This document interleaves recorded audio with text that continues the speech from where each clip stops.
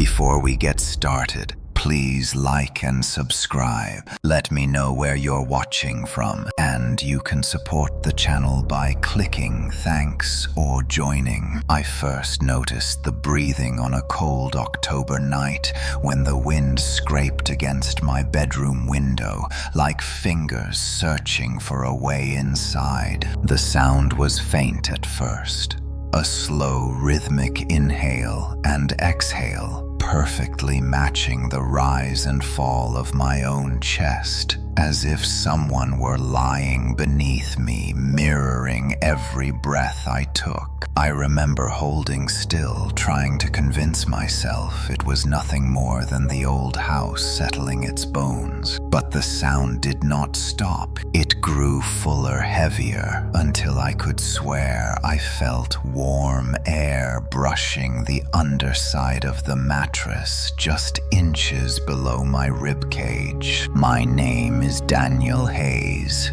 and until that night, I believed I lived an ordinary life in a perfectly ordinary house. Nothing about my days suggested that something unspeakable waited for me after sunset. I worked as a substitute teacher, spent weekends repairing old radios, and lived alone in a quiet town where the most alarming sound was usually a neighbor's dog barking at passing cars. I did not believe in horror stories or the things that crawled out of them, yet something was breathing under my bed, and no amount of logic could explain it away. I lay motionless, listening. In the darkness, my heart thudded so loudly it almost drowned out the steady inhale beneath me. I finally gathered enough courage to slide out of bed, thinking I might catch an animal seeking warmth. But the moment my feet touched the floor, the breathing stopped abruptly, as if the thing beneath me sensed my change in posture. I waited, gripping the edge of the mattress, and forced myself to kneel. My hand shook as I lifted the blanket that draped over the frame, expecting to find a raccoon, maybe a stray cat, anything that belonged to the world. I understood. There was nothing, no animal, no person, no shadow, just empty darkness stretching to the wall. Yet the mattress still felt warm, as though someone had indeed been lying beneath it only seconds before. I did not sleep for the rest of the night. I kept the lights on, drank coffee until my hands trembled, and paced around the room searching for explanations. I tried to believe it had been my imagination amplified by exhaustion, but something deep inside me whispered that I had just heard the beginning of a nightmare I could not escape. The next morning, I went about my tasks, pretending everything was normal. I taught a civics class at the high school, where the students paid more attention to their phones than to me. I returned home at dusk and made myself dinner while trying to shake off the feeling that I was no longer alone in the house. At nightfall, the dread in my stomach returned, growing heavier with every minute that passed. When I finally entered my bedroom, I froze. My bed looked wrong. The blankets were pulled slightly toward the floor on one side, not enough for someone else to notice, but enough for me to feel that something had been tugging at them. The faint indentation along the bottom edge looked like the gentle curve of a shoulder pressing upward. I stared at it for a long time,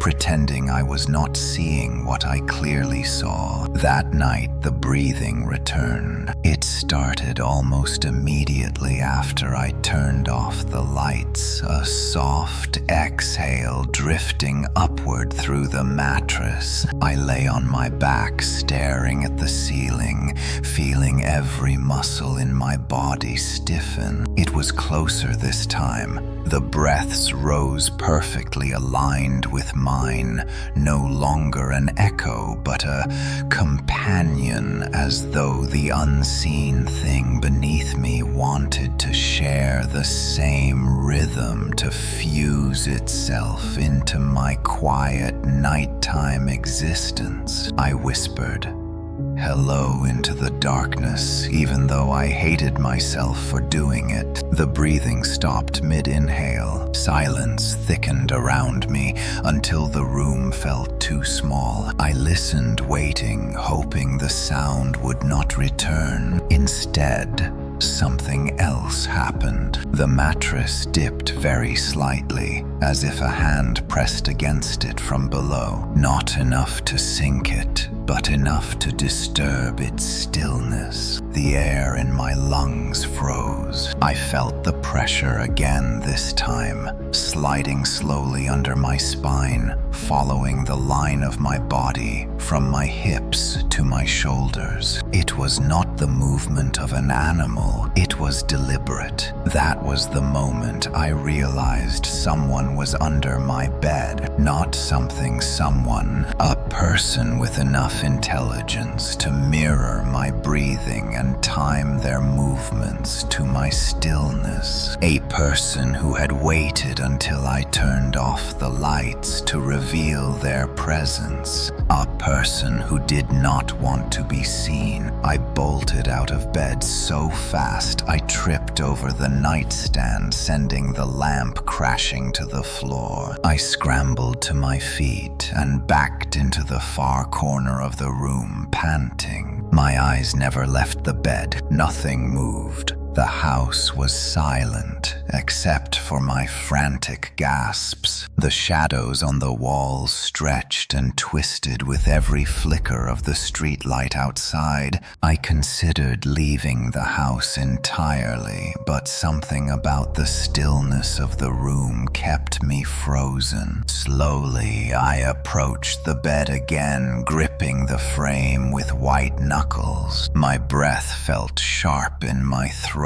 I lowered myself until I could peer under the bed. Empty, utterly empty. But once again the mattress felt warm, warmer than my own body, the warmth of someone who had been lying there moments ago. I called the police that night, though I lied about what I heard, claiming instead that I suspected a break-in. They searched the house thoroughly and found nothing but assured me the home was secure. They left with polite smiles, promising to patrol the street more often. Their reassurance did nothing to ease the terror gnawing at me. I did not sleep at all. By morning, the exhaustion hung on me like a weight. I tried to convince myself to stay somewhere else, but something inside me insisted I had to understand what was happening. Whoever or whatever was breathing with me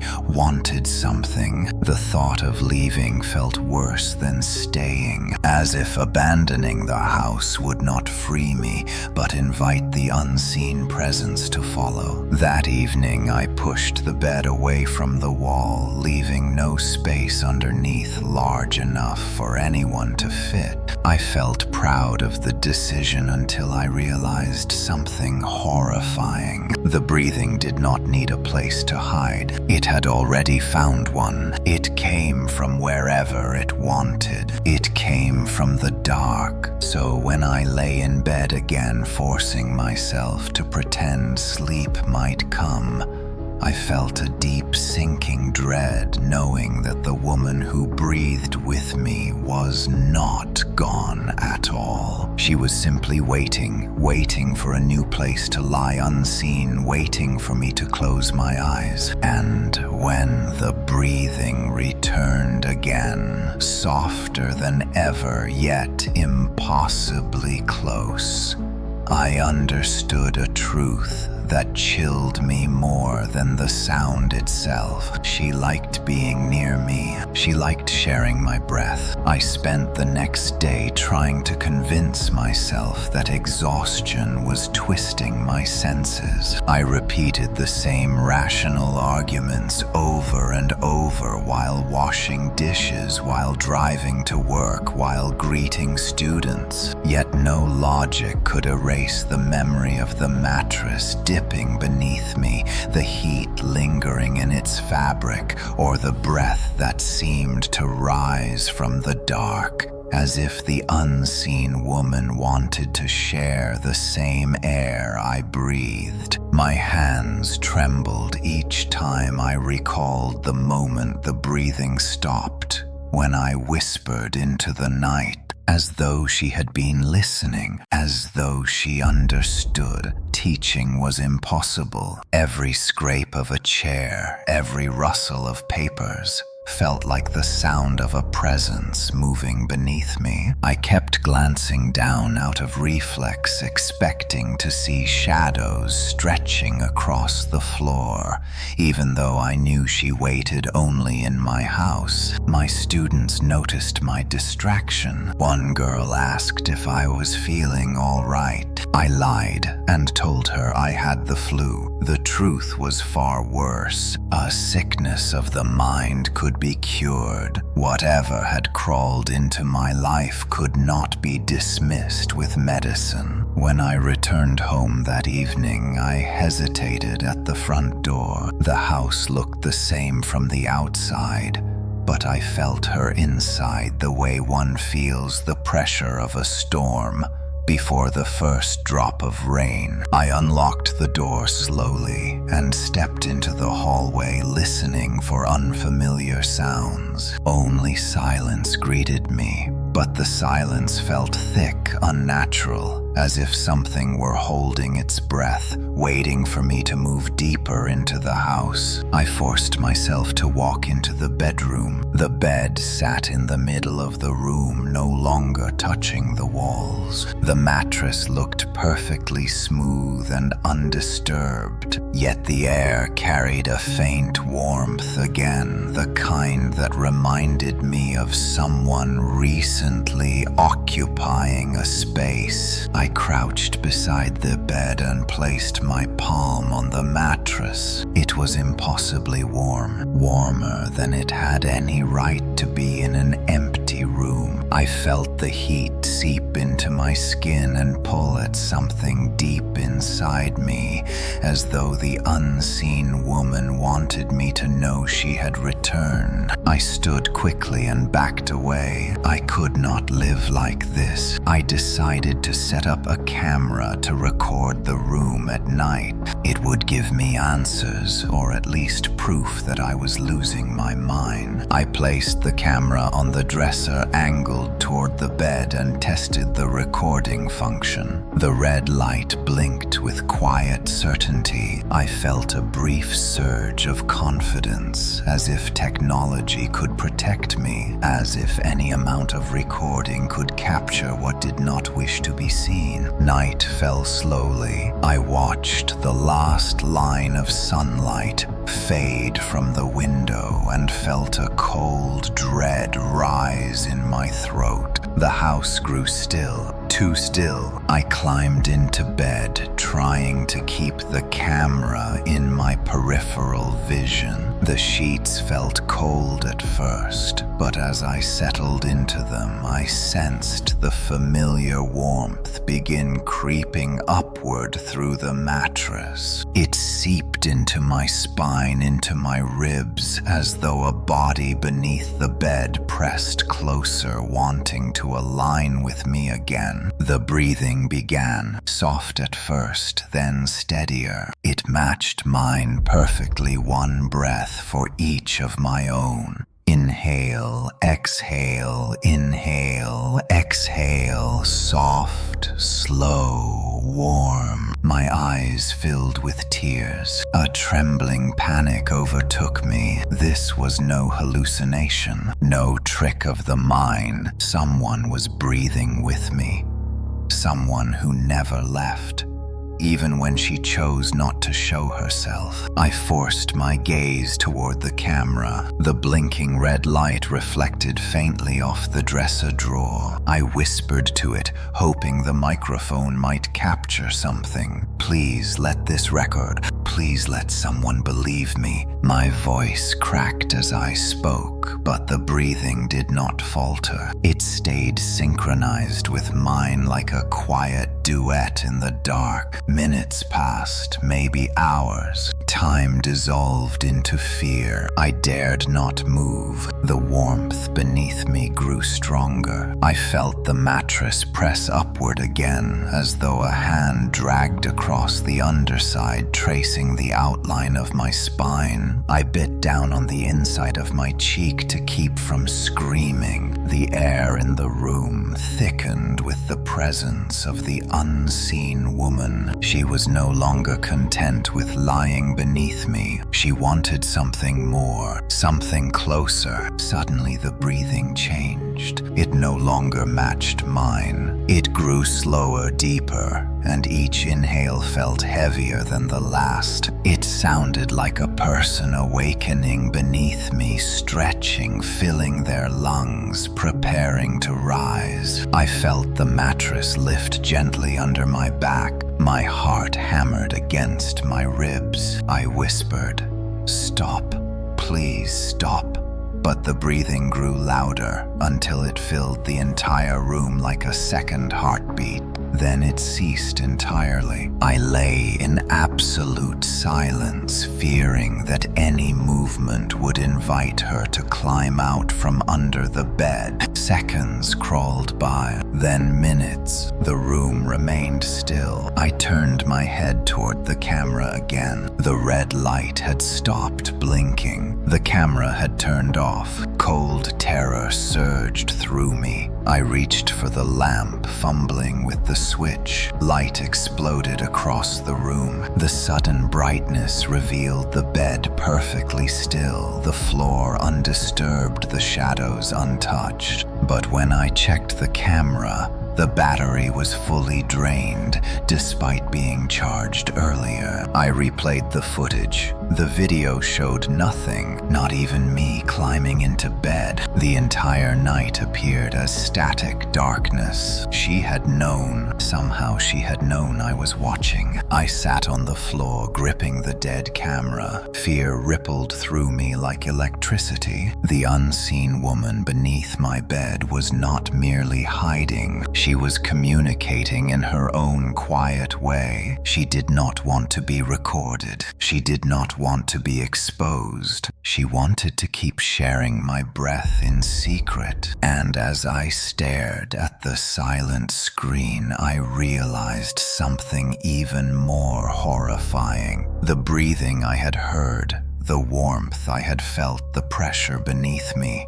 None of it had been random. She was studying me, learning me, becoming more synchronized with my body each night. And tonight she had shown me that she was aware of everything I did. Even now, as the lamp hummed and light filled the room, I sensed her waiting beneath the bed, silent, purposeful, listening to my every heartbeat. And in that moment, I understood she had no intention of leaving. She was patient, she was aware, and she was growing bolder. The night was far from over, and I knew the next time I closed my eyes, she would not settle for breathing alone. I barely slept after the incident with the camera. Dawn arrived like a weak apology. Pale light creeping through the blinds, doing nothing to ease the pressure that had settled on my chest. I felt her even in daylight, not physically, but as a presence, a quiet awareness that followed me from room to room like a shadow that did not belong to me. Each sound in the house felt amplified: floorboards, creaking pipes, humming refrigerator, clicking, all merging into a low whisper that kept me on edge. I tried to carry on on with my morning routine, but I could not shake the memory of the breathing that had grown deeper, as though the woman beneath my bed had been waking from a long sleep. My thoughts spiraled as I drove to work. The road felt unfamiliar, even though I had traveled it for years. I gripped the steering wheel too tightly and checked the back seat repeatedly, convinced I might see a silhouette crouching behind me. The paranoia clung to me like a second skin. When I finally reached the school, I sat in the parking lot for nearly 10 minutes, unable to gather the courage to step outside. The world felt wrong, and I felt wrong inside it. By the time I reached my classroom, I already knew I could not teach that day. I stood before the rows of desks and realized I did not remember the lesson plan. The students sensed my instability. Some watched me with mild curiosity, others with concern. I dismissed class early, claiming a family emergency. I could not focus on anything except the presence waiting for me back home. The presence that breathed in the dark and warmed the mattress beneath me. On the drive back, I replayed every detail from the previous night. Her breathing shifting out of sync, the mattress rising ever so slightly, the camera dying at the exact moment she grew bolder. None of it followed normal logic. It felt orchestrated, intentional. She was not simply reacting to me. She was watching me, learning me, adapting to me. The thought made my hands shake against the steering wheel. When I walked through the front door, the house welcomed me with a hush that felt too purposeful. I stood in the hallway listening. Nothing moved, nothing breathed, yet the silence carried weight, heavy like the air before a scream. I approached the bedroom with slow, cautious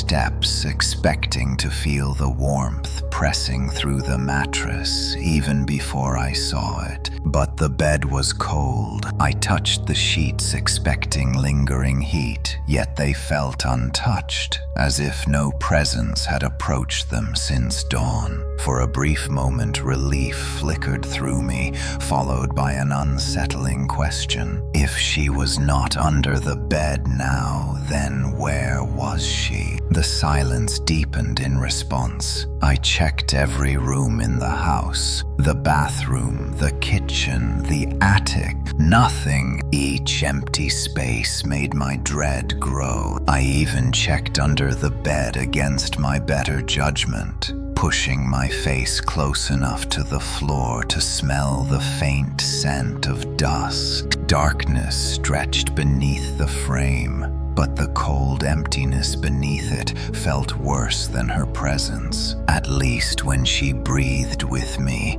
I knew where she was. Now I did not. As evening approached, an idea took hold. If she could drain the camera battery, perhaps she could manipulate electricity. Maybe if I used something that did not rely on power, something simple and mechanical, she would not be able to stop it. I found an old wind-up recorder buried in a box of radios I had meant to repair. After replacing the broken spring, the device hummed to life. It would run for only 20 minutes at a time, but it was the best I had. Night fell once again. I sat on the bed with the recorder in my hands, feeling the metal vibrate as it wound down. The house grew colder as the last trace of daylight slipped away. I waited. Minutes passed. Nothing happened. No warmth beneath me. no breath rising from below. The silence unnerved me. My mind raced, wondering if she had left, or if she was waiting for the exact moment when I least expected her return. I lay down slowly, keeping the recorder on the pillow beside me. The darkness pressed close against my skin. My heart thudded with each passing second. Still nothing moved beneath the bed. My fear mingled with confusion and hope,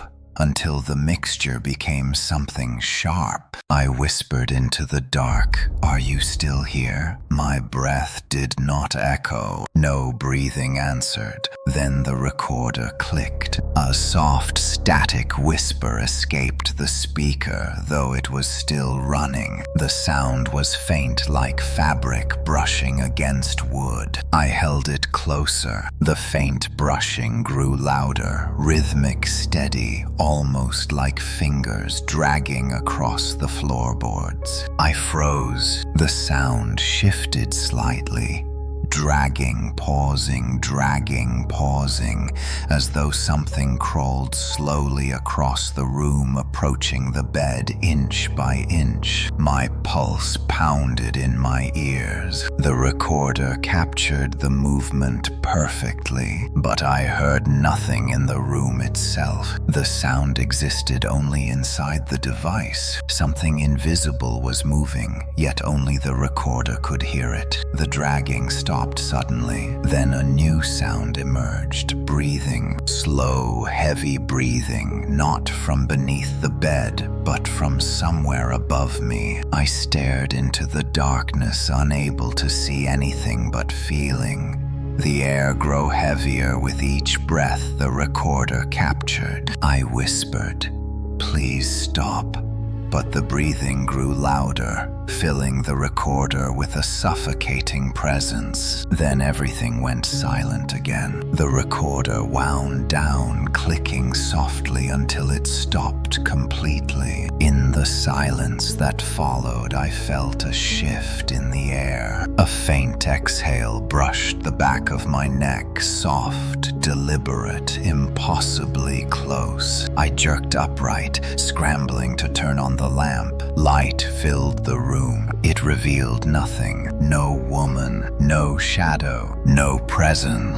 But the warmth on the back of my neck lingered. I played the recorder back with trembling hands. The static brushing returned, the dragging, the slow approach, and the breathing, heavy, deep, and close. Yet the final exhale, the one I felt on my skin, did not appear on the recording. She had breathed on me, not on the device. For the first time, I realized something that made my blood run cold. She was not limited to the space under my bed. She had learned to move freely in the room, to approach me from any direction, unseen, unheard, except when she chose otherwise. And each night, she was becoming more synchronized with me, more aware of my fear, more confident in her presence. The woman who breathed with me was growing closer. Too close. I woke the next morning with the recorder still clutched in my hand,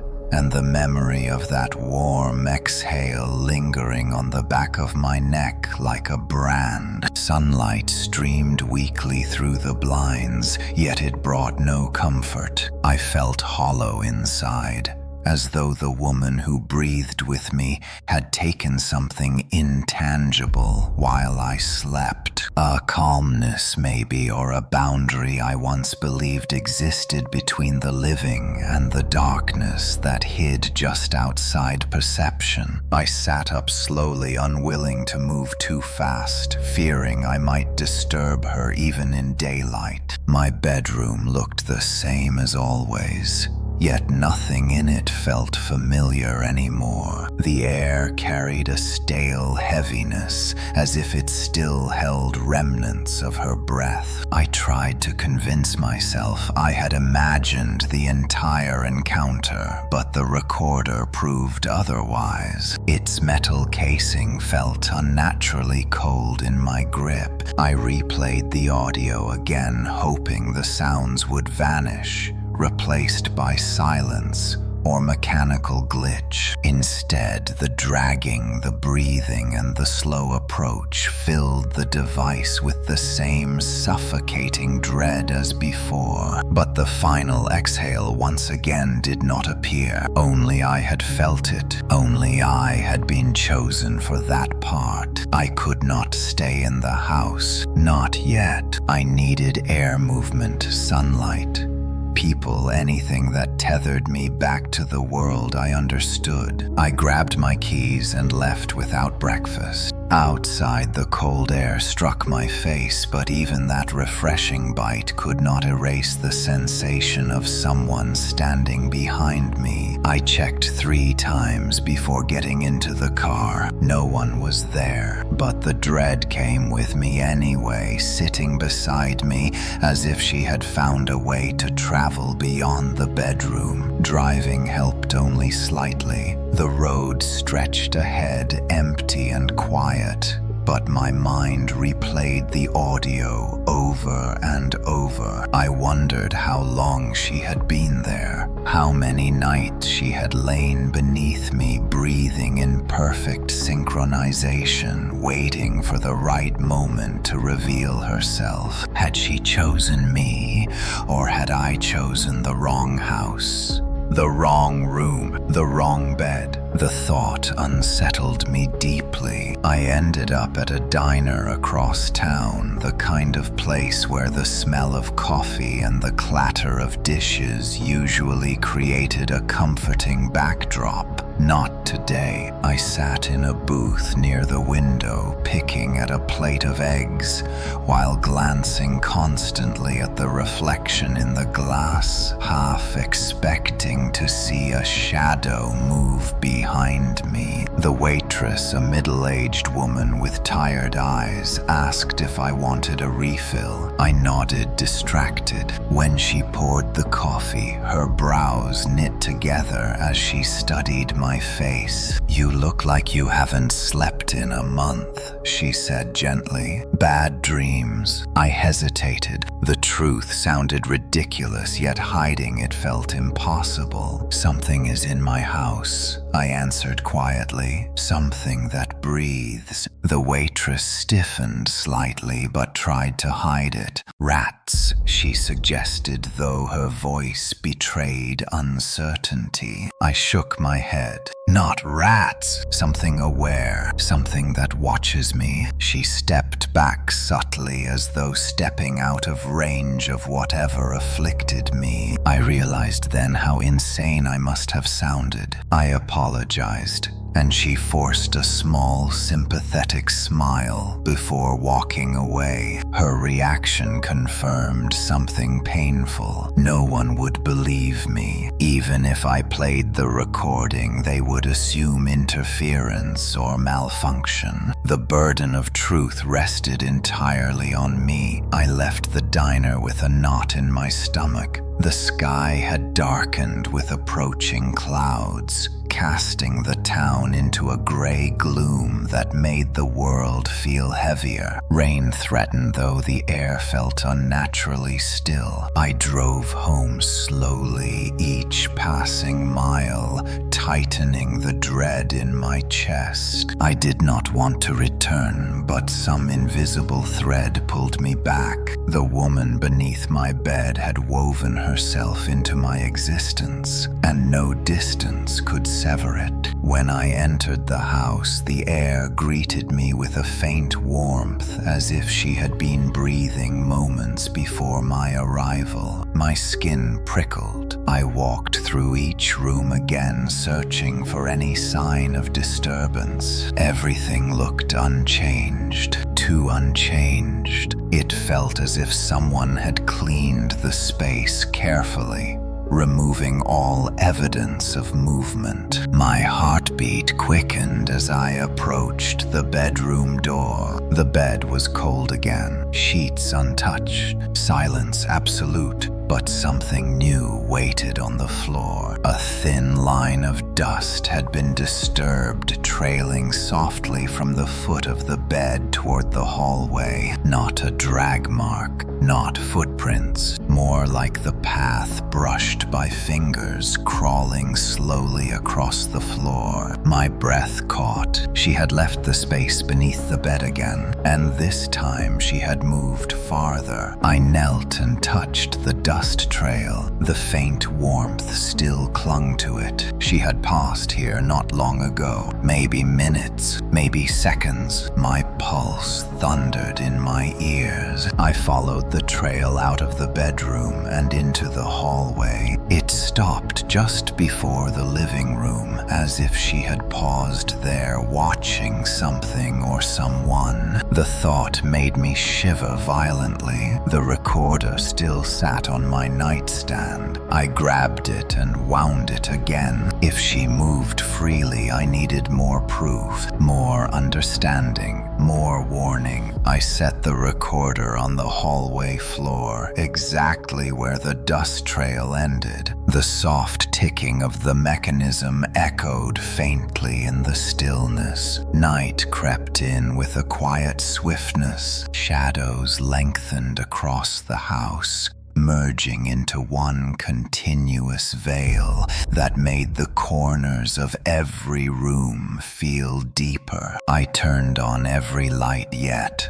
The brightness brought no comfort. It felt like she could slip between the beams unseen, drifting wherever she wished. I sat on the couch, listening to the recorder in the hallway, tick, tick, tick, counting down the time until something might happen. Minutes passed without sound. Then the recorder clicked subtly, not winding down, but reacting. A soft static filled the air, carrying with it the unmistakable rhythm of breathing, slow, steady, and impossibly close to the device. I remained frozen, listening as the breathing grew louder, more deliberate. It matched no human pattern. The inhales stretched far too long. The exhales came in trembling waves, as though the presence was savoring the air around it. The recorder captured another sound, a faint scraping like nails or fingertips brushing the floor. The sound moved closer to the living room, inch by inch. Then it stopped abruptly. Silence pressed in thick and stifling. I felt movement behind me. Not sound, not breath, movement. Like air shifting as someone stood just inches away. I could not turn, my body locked in place by sheer terror. The hair on my arms rose. A warmth gathered near the back of my head, and for a moment I felt the weight of someone leaning close enough that their presence pressed gently into my spine. Then the warmth vanished. The recorder wound down, ticking weakly until it fell silent. When I finally found the strength to move, I grabbed the recorder and replayed the audio with shaking hands. The breathing, the scraping, the slow approach. But again the final moment, the warmth behind me. The sensation of someone standing close did not appear on the recording. She had grown selective about what she allowed the device to capture, and now I understood something I had not realized before. She was no longer merely approaching me. She was practicing proximity, learning the boundaries of my awareness, testing how close she could come before revealing herself fully. It was only a matter of time before she would no longer hide at all. I spent the entire night sitting upright on the couch, too afraid to close my eyes. The house felt like a living thing, breathing in slow, uneasy rhythms that belonged not to the wind nor the settling of wood, but to something aware,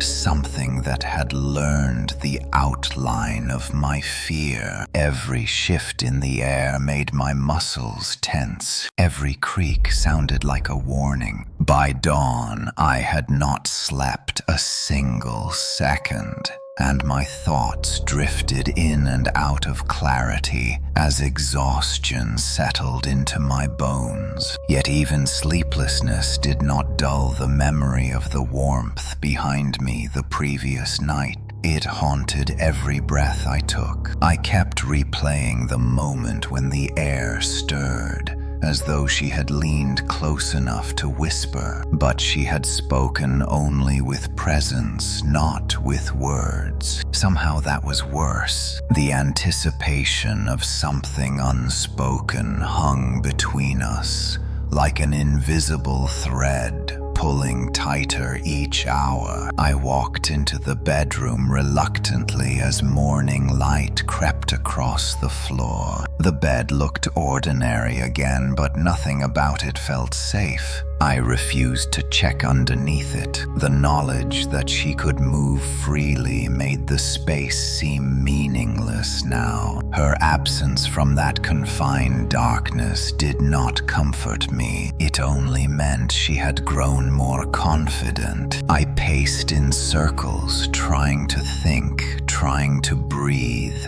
trying to reclaim some small sense of control. My reflection in the bedroom mirror startled me.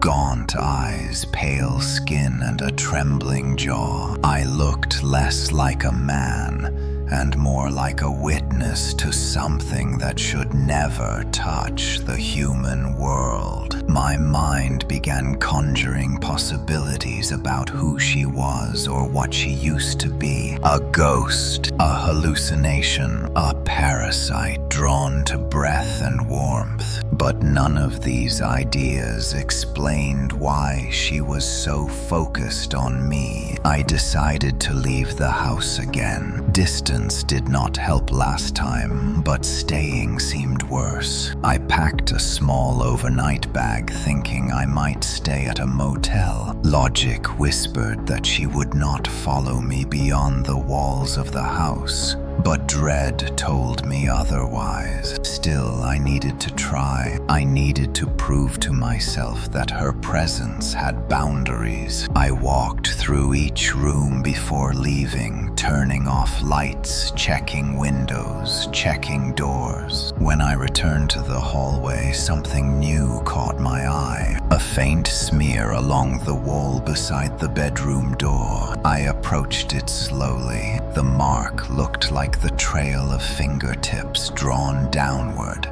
as if someone had dragged their hand languidly along the paint. My stomach tightened. The smudges were too faint to be visible unless one looked carefully, almost as if she had touched it gently as a form of acknowledgement or affection. That thought unsettled me more than anything else so far. I left the house, quickly locking the door. Even though I doubted a lock meant anything to her. I drove until the town disappeared in the rearview mirror. The highway stretched ahead like a lifeline. After 30 minutes, I pulled into a small motel with faded paint and a sign missing half its letters. It was far from comforting, but it was far from home, and that was enough. The clerk checked me in without comment. I entered the room, dropped my bag, and sat on the bed, listening to the unfamiliar hum of the motel air conditioner. At first, the quiet felt relieving. A different mattress, a different space, a new separation. But as the minutes passed, my heartbeat grew louder in my ears. I waited for the warmth to return, for breathing to synchronize with mine. Nothing happened. I lay down carefully. Still nothing. A fragile hope grew inside me. Perhaps she was confined to the house. Perhaps her presence clung to that place. Not to me. Maybe distance could loosen her grip.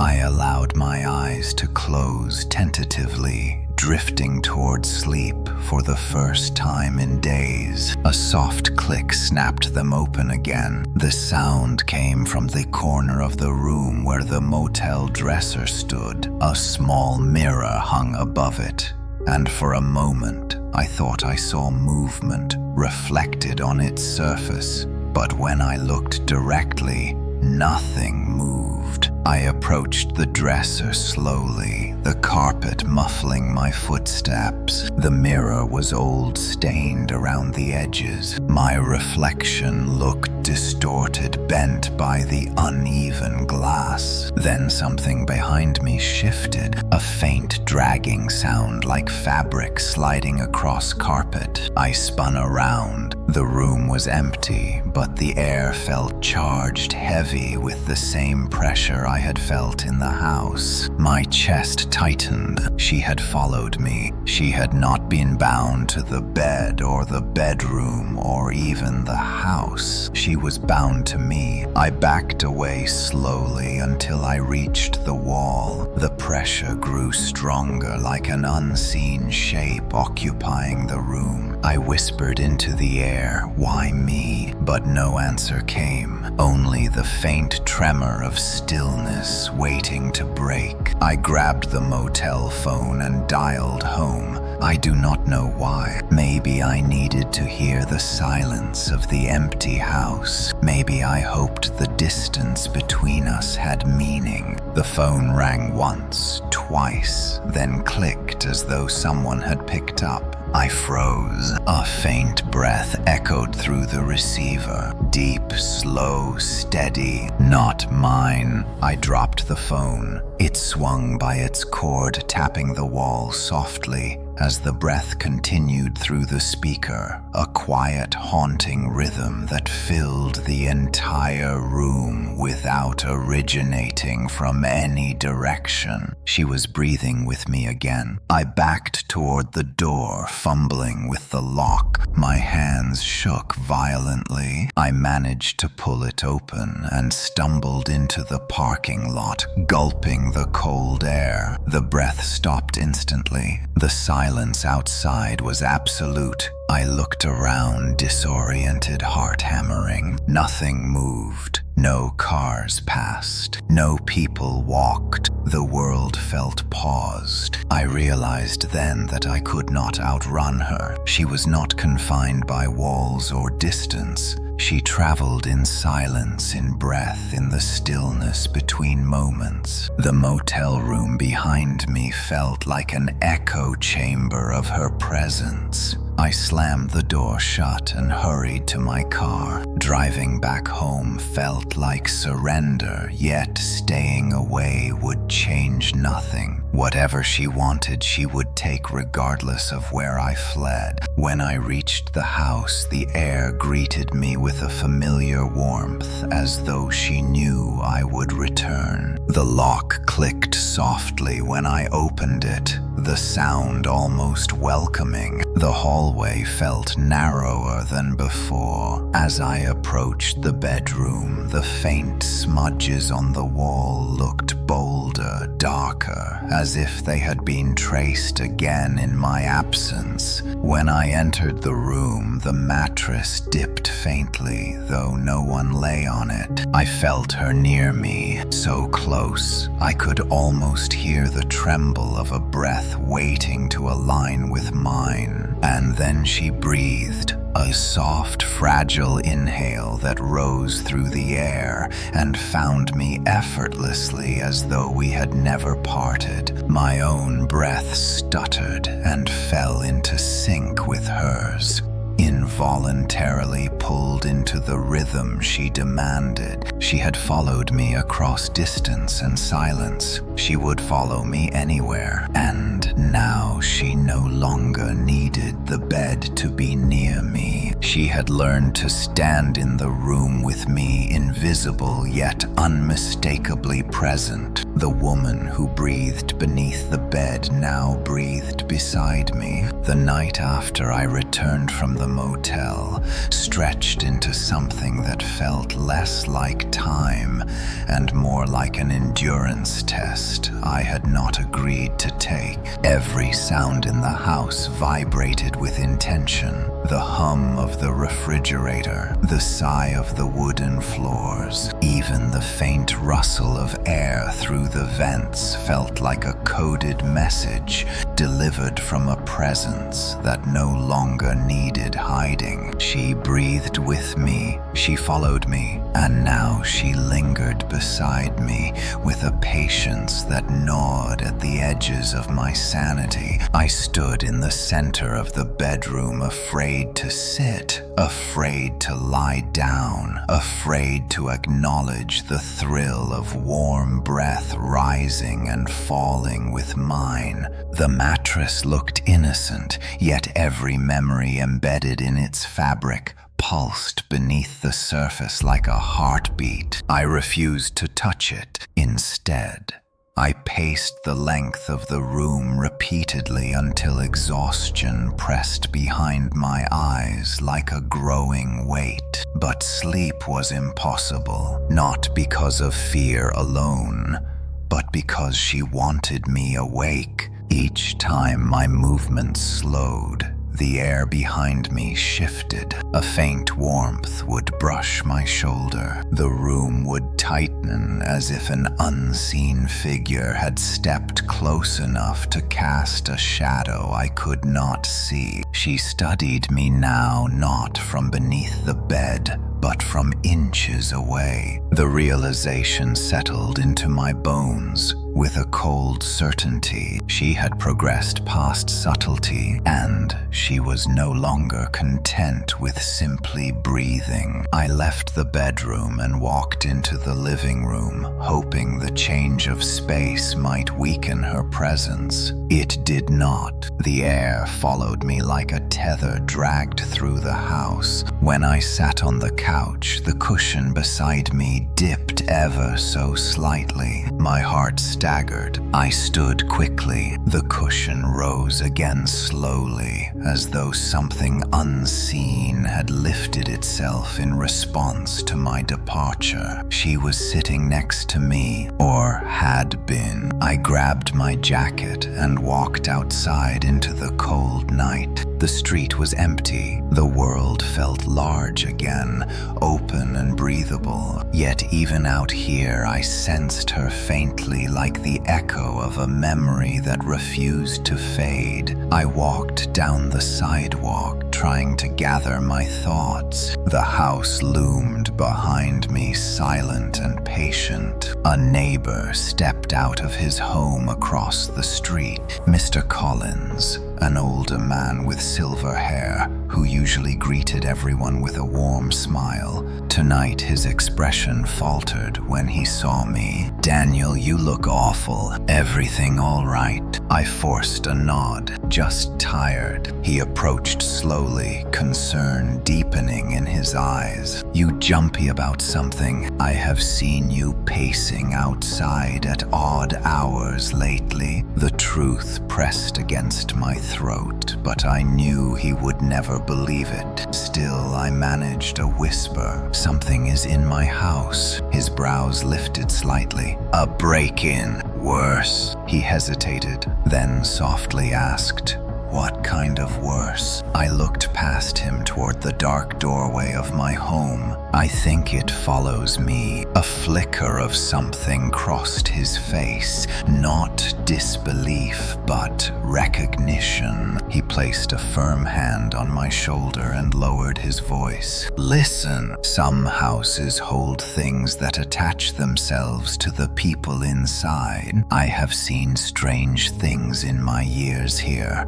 But whatever follows you, you need to break its pattern. Change something, disrupt it. I stared at him, stunned that he had not laughed. Before I could speak, he stepped back, nodding once with a look that bordered on warning. Get sleep. Do not let it learn more about you. His words lingered long after he returned indoors. I walked back slowly toward my house, the cold night air clinging to my skin. Disrupt it. The idea felt hollow. How could I fight something I could not see? Something that grew stronger each night. Something that had followed me 20 miles to a motel room without hesitation. Still, his words stirred something inside me. Maybe I could challenge her. Test her, force her to reveal herself more clearly, or provoke something far worse. The moment I stepped inside the house, warmth greeted me instantly like an embrace. I swallowed thickly. She knew I had returned. The air grew heavier as I walked deeper inside. When I reached the bedroom, I stopped and stared at the bed, realizing I needed to break the pattern she had grown used to. I dragged the mattress off the frame, letting it fall sideways with a dull thud. The box spring groaned. The frame scraped against the wood floor. For the first time since this nightmare began, I heard something respond. A faint, almost imperceptible exhale slipped through the room like surprise. She did not like that. I pushed the mattress farther, kicking it aside until the bed frame was bare. My breaths trembled, but I forced myself to continue. I flipped the bed frame onto its side. The chaos in the room felt wild and disordered. A physical challenge to her quiet control. Another breath filled the air, deeper this time, heavier, like a warning. I refused to stop. I turned on every light in the house, then sat on the floor in the middle of the bedroom, forcing myself to breathe steadily. If she wanted synchronization, she would have to work for it tonight. I stared into the corners of the room, daring her to move. At first, nothing happened. Then slowly, deliberately, the air behind me thickened. I felt the room contract around me. A soft warmth pressed against my back, as though someone leaned down, curiously studying me. The breath rose softly, aligning with mine, even without the bed between us. She was adapting faster than I expected. I whispered into the open room, "What do you want?" The floorboard behind me creaked, not from weight, from intention. I stood abruptly, spinning around, but nothing appeared. The warmth retreated slightly, yet still hovered close, watching, waiting, learning. My chest rose and fell sharply. I refused to sit on the floor again. Instead, I opened the closet door. Dust drifted upward as the hinges groaned. I froze. Inside the closet, the dust on the floor was disturbed, forming a shallow imprint, as though knees had rested there. Beside it, 4 narrow streaks dragged down the back wall like fingers brushing the surface with slow, deliberate longing. She had been sitting there, watching me through the crack of the door. My vision blurred. I slammed the closet door shut and backed away, unable to catch my breath. The house seemed to inhale with me, then exhale with a chilling familiarity. She drew closer again, invisible yet unmistakably present. I whispered shakily, "I am not your breath." The air shuddered. A warm exhale swept across my face, like a response filled with something dangerously close to affection. The lights flickered once, twice, then steadied. She was no longer hiding at all. She was claiming space, claiming proximity, claiming a bond that only she understood. I could not stay in the bedroom. I stumbled into the hallway, gripping the wall for balance. Her presence followed seamlessly like a tide moving with mine. The lights dimmed again, though the power did not falter elsewhere in the house. She was controlling the room, controlling me. I reached the living room and backed into a corner, closing my eyes tightly. For several seconds, nothing happened. Then warm air brushed the side of my neck, a slow inhale that matched my terrified breaths exactly. She had found me again. She always would. And now she wanted me to know it. Not through fear alone, but through closeness, through the rhythm she forced us to share, as if breath itself was the language she spoke, and I the only one she wished to speak it with. I did not remember falling asleep in the corner of the living room, but exhaustion must have dragged me under for at least a few minutes. When my eyes opened, the first thing I noticed was the silence, not the absence of sound, but the presence of a silence so dense it felt layered like blankets pressed against my ears. I sat up slowly, holding my breath, certain that if I listened hard enough, I would hear hers somewhere in the room. But nothing moved, nothing breathed. The world hung suspended, as if it were waiting for me to make the first mistake. Light seeped through the curtains in thin, pale lines. Dawn had arrived yet. The air still carried the residue of warm breath that was not mine. My hands trembled as I stood. Every muscle in my body felt tight, as if bracing for something that had not yet revealed itself. I steadied myself against the wall and listened again. Still nothing. The quiet unnerved me more than her presence ever had. At least when she breathed with me, I knew where she was. Now she had slipped into a deeper form of hiding, and that terrified me. I walked back toward the bedroom, though every step felt like a descent into something inevitable. The overturned mattress remained where I had left it.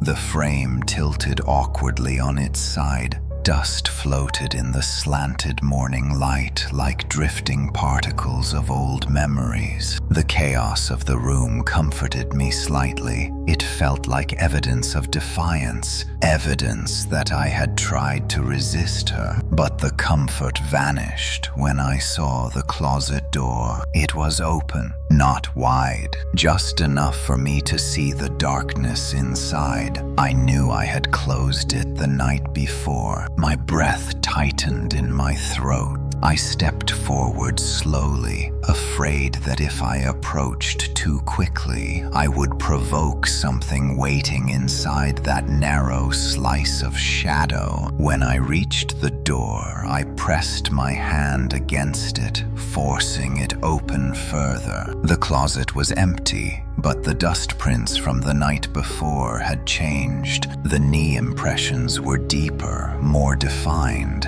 and beside them new marks trailed along the floor, as if she had shifted position, drifting closer to the doorway to watch me as I slept in the living room. I stumbled backward, bumping into the bed frame. Panic rose inside my chest, threatening to spiral out of control. She was no longer simply observing me. Now she was studying my patterns, my choices, my attempts to disrupt her. Whatever connection she felt between us had grown stronger, and she was responding with a disturbing intelligence. I left the bedroom unable to stay in that suffocating space. space. My thoughts flickered like broken film reels. I considered leaving the house again, but the memory of the motel room stopped me. Distance meant nothing to her. Walls meant nothing. Only breath meant something. Only proximity. Only me. I needed answers. The idea struck suddenly. If I could not run from her,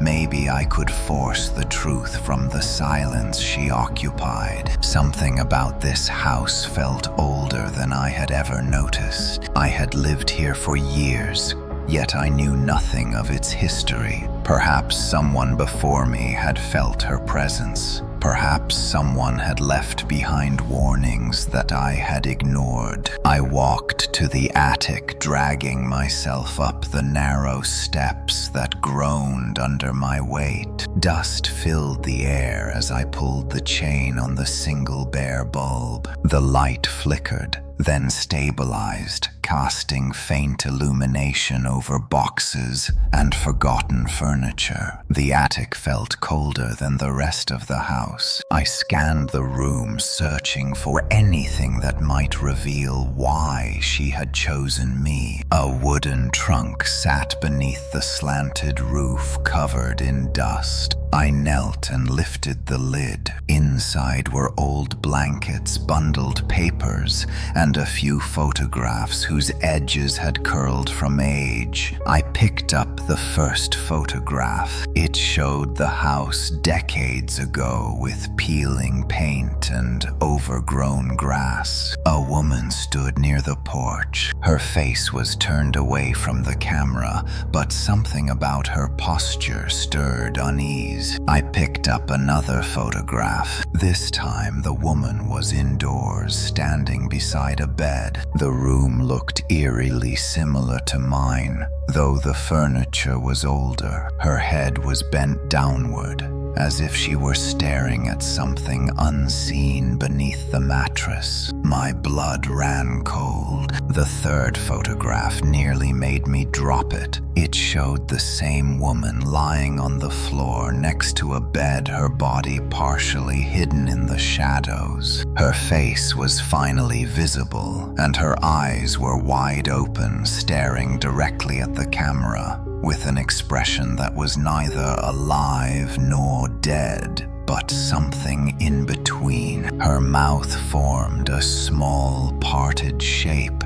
like she had been breathing quietly when the photograph captured her. A tremor moved through me. I flipped the photo over. Written faintly on the back was a single line: "She sleeps where breath is warm." I exhaled shakily. The connection clicked into place like a lock turning. She had been here long before me, maybe long before anyone else. She moved toward breath, warmth, presence. She needed it like a tether, like a companion. The more she shared my breath, the more she anchored herself to me. I lowered the photographs back into the trunk, but hesitated before closing the lid. A thin notebook lay at the bottom. I opened it carefully. Most of the pages were blank, but halfway through I found writing. Slanted, uneven handwriting covered several pages. She does not want the bed. She wants the person on it. She watches first, then learns the pattern of breathing. She grows closer when fear is strongest. Do not answer her breath. Do not let her synchronize.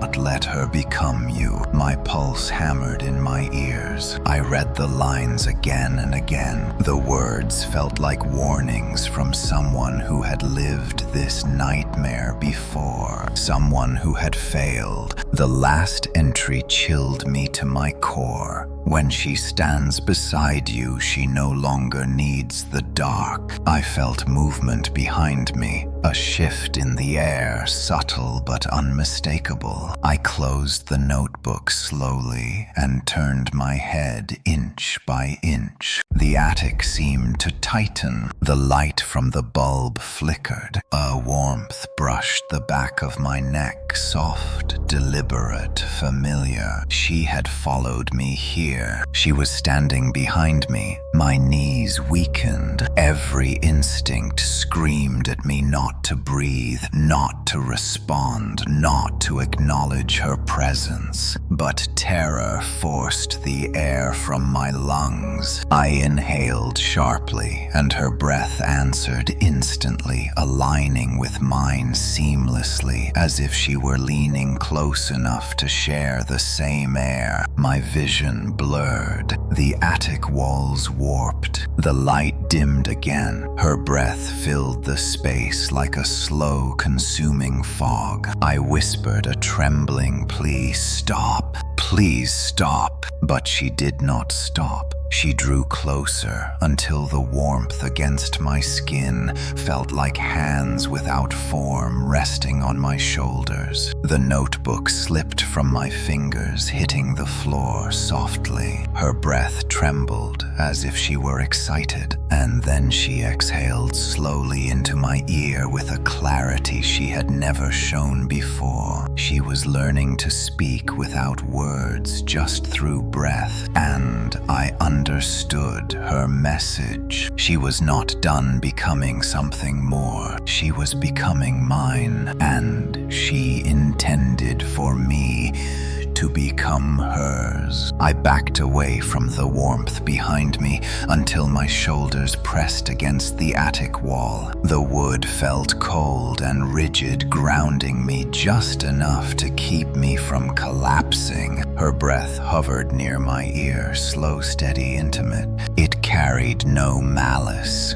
Yet its presence alone smothered every instinct I had left. My body shook as I stared at the floor, refusing to turn around. The notebook lay where I dropped it, pages trembling in the faint draft that drifted from the rafters. For several seconds, the attic held its breath with her. And then the warmth retreated barely. She did not leave. She lingered just inches away, studying me, waiting for me to acknowledge her. The closeness curled around my mind like a hand closing slowly. I clenched my jaw, fighting against the urge to look over my shoulder. Every warning from the notebook burned through my thoughts. Do not let her synchronize.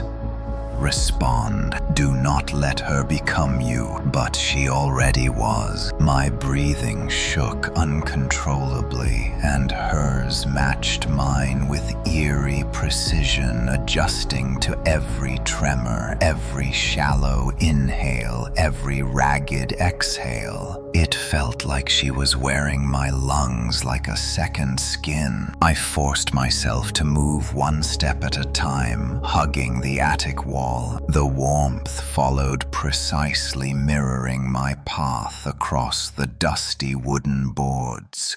Though no footsteps sounded, the air simply shifted around me, as though invisible fabric drifted with each silent stride. When I reached the attic stairs, I paused, terrified she might stop me, terrified she might want me to stay in the darkness with her. But she did not block my escape. Instead, her breath softened, becoming almost coaxing, as though she wanted me to descend willingly. I hurried down the creaking steps, not daring to look back. When my feet touched the hallway, I slammed the attic door shut so hard.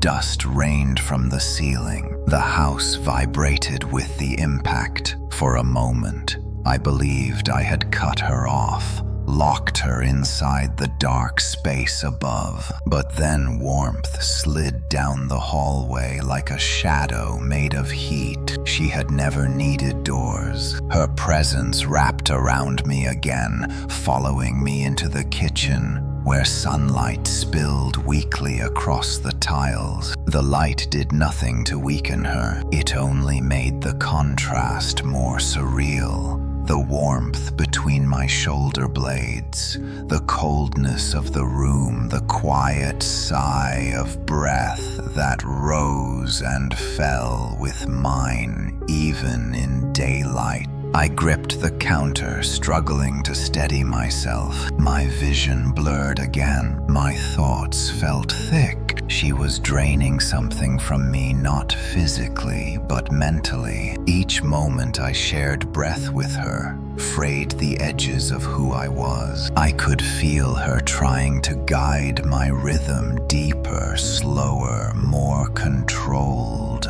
Like she wanted our lungs to merge into a single synchronized pattern. I whispered a weak plea. "Stop, please." Her breath answered, instantly soft, steady, unyielding. It struck me then that the warnings in the notebook were not simply fear. They were the record of someone who had reached this same point, someone who had felt their breath slowly overtaken by hers, someone who understood that the danger was not that she would kill me, but that she would become me. I needed to break the synchronization before it consumed me entirely. I stumbled into the bathroom and locked the door, though I knew it offered no protection. I turned on the shower at full heat, letting steam fill the room. The humid air thickened and swirled around me. I forced my breaths to become chaotic, erratic, unpredictable. If she depended on synchronization, maybe disorder would confuse her. For a moment it worked. Her breath faltered behind me, losing its perfect alignment. I felt a slight disruption, a flicker of confusion drifting through the air like a stumble. But then her breath changed. It grew deeper, more deliberate, adapting to the heat, to the rhythm, to my panic, as though she were learning again, reshaping herself to match me, no matter how I tried to resist. The steam thickened until it felt like fingers brushing my skin. My breath stuttered, and hers aligned again perfectly. Terror surged through me. I turned off the shower and pushed past the curtain, gasping for clean air. The bathroom mirror had fogged completely, except for one section near the center, where the steam parted in the vague shape of a face pressed close to the glass. Eyes I could not see stared through the cleared patch. The shape exhaled softly, and the mist rippled outward. She was watching me. I backed away until my spine hit the door. I turned, grabbed the handle, and fled the bathroom, stumbling into the hallway. The air outside the bathroom felt colder, sharper, but her presence clung to me still like a second shadow. I could no longer deny that she was no longer tied to the darkness beneath the bed. She was becoming part of the house, part of the air, part of the breath that moved inside my lungs. I needed help. Someone, anyone who would believe me. Mr. Collins. He had not looked surprised when I said something followed me. He had spoken carefully, like a man who had seen shadows move in his own home. I left the house quickly and crossed the street. His curtains were drawn, but faint light leaked through the edges. I knocked hesitantly at first, then harder. The door opened a crack. His face appeared pale, eyes wide in a way that looked almost fearful. "Daniel," he whispered, "what are you doing out here at this hour?" I swallowed my panic. She followed me. She was in the attic. She breathes with me. She wants more. I saw something in the mirror. His expression tightened. He opened the door fully and motioned me inside. His house felt warmer than mine,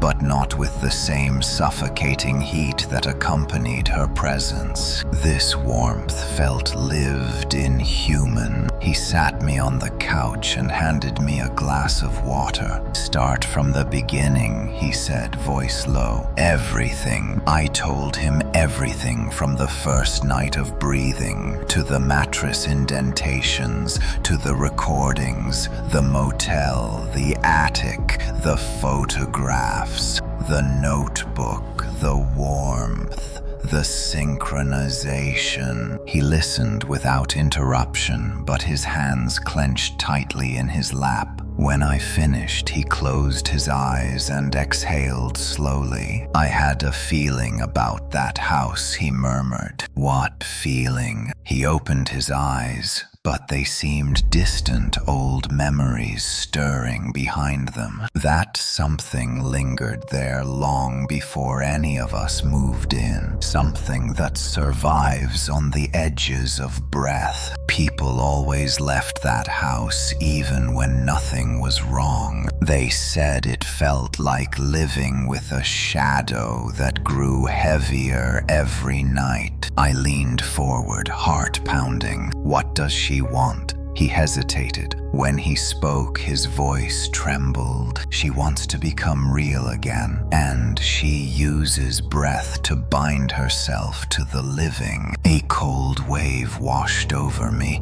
binding me. Mr. Collins continued, "If she has followed you this far, then she has chosen you, and if she has begun to mimic your breath, it means she is close to taking the next step." "What step?" He swallowed hard. "Becoming you." The room felt suddenly small. The air thickened again, though not from Mr. Collins' home. From her. She had followed me here, and her breath rose behind me in a slow, deliberate inhale, as if confirming the truth he had spoken. Her inhale behind me was so close that the fine hairs along my neck lifted as though touched by a warm, unseen hand. Mr. Collins froze mid-sentence, his eyes widening with a terror that confirmed the truth I had been running from. She was here inside his house,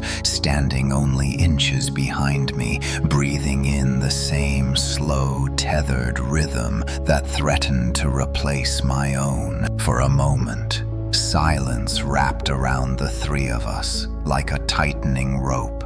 "Do not turn around," Mr. Collins whispered. His voice was thin, barely audible against the growing pressure in the room. "If you look at her, you give her shape." I stayed still, though.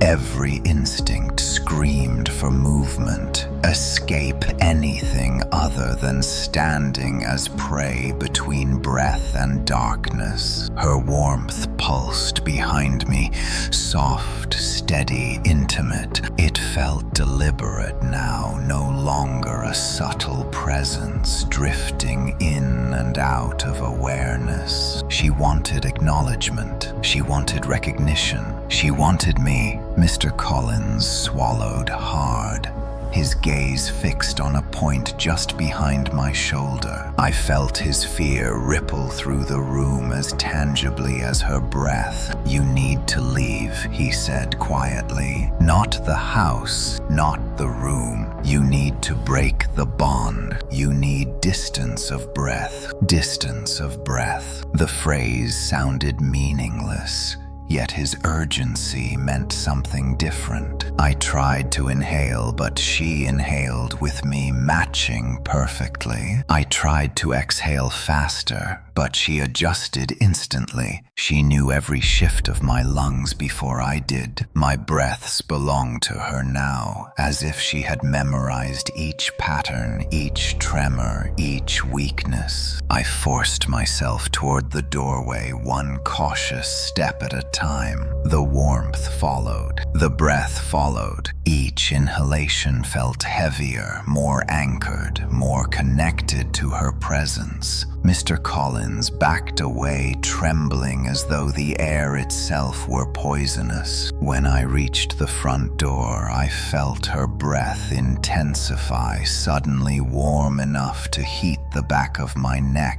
She did not want me to leave. My hand slid across the doorknob, slick with sweat. I opened the door and stumbled out into the cold night. The change in temperature hit me sharply, but her warmth remained pressed against my spine. She followed without sound, without hesitation, drifting beyond the boundaries of walls and thresholds, as though the world itself bent for her passage. The street outside was empty, bathed in muted yellow from the lone street lamp. I ran. I did not look back. I ran until my legs burned and my breath fractured into ragged gasps, hoping that maybe the unpredictability of panic would break the rhythm she depended on. But even in the chaos of running, I felt the breath behind mine,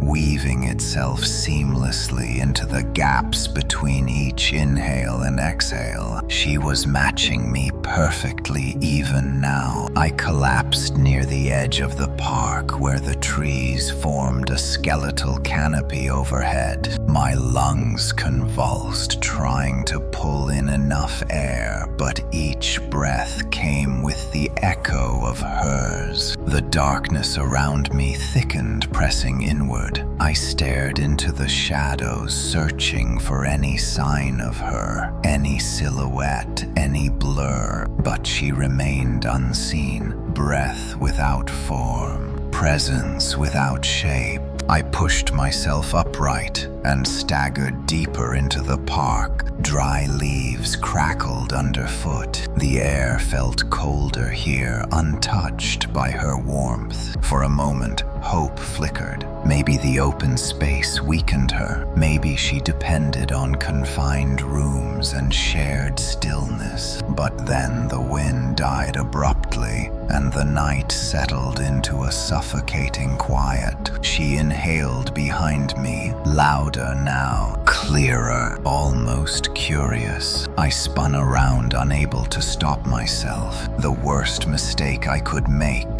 the one thing the notebook had warned against. But there was nothing behind me, only the darkness shifting subtly as though something unseen had leaned away at the exact moment my eyes searched for her. She was playing with me. A tremor moved through the trees. Leaves rustled without wind. The shadows along the ground thickened, pooling like liquid darkness, inching toward my feet. I stumbled backward. The shadows stopped, then slowly rose as if lifted by an unseen form climbing into shape beneath the moonlight. I held my breath, and in the silence that followed, her breath entered the space.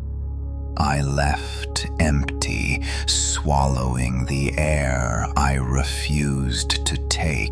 It slid into my lungs like a whisper, like a quiet claiming. My chest burned with the pressure of resisting. My vision blurred. She wanted me to inhale again, wanted the tether to tighten. I forced myself to breathe shallow, fragmented, uneven. Her inhale faltered slightly, a tiny disruption, but she corrected instantly. She was learning every resistance, adapting, absorbing, progressing faster than I could fight. I fled toward the playground, stumbling over roots and fallen branches. The metal swing swayed, though the air was still. A slide glimmered faintly under the street lamp beyond the trees. I reached the center of the park and collapsed on the cold sand, gasping for air. My breaths came in frantic bursts. Hers followed with perfect precision. I pressed my palms against my ears. The breathing was not sound. pattern. It was sensation. It filled the air around me like invisible mist. A pulse, a presence, a tether. A faint whisper escaped the space beside me. A breath shaped into the softest possible vowel. Not yet words, but trying, practicing, forming edges of speech through the rhythm she stole from me. I scrambled backward until my spine hit the metal leg of a swing. The cold metal grounded me barely. I needed to think. I needed to escape the synchronization. I needed something that disrupted breath itself. The lake. It lay beyond the tree line.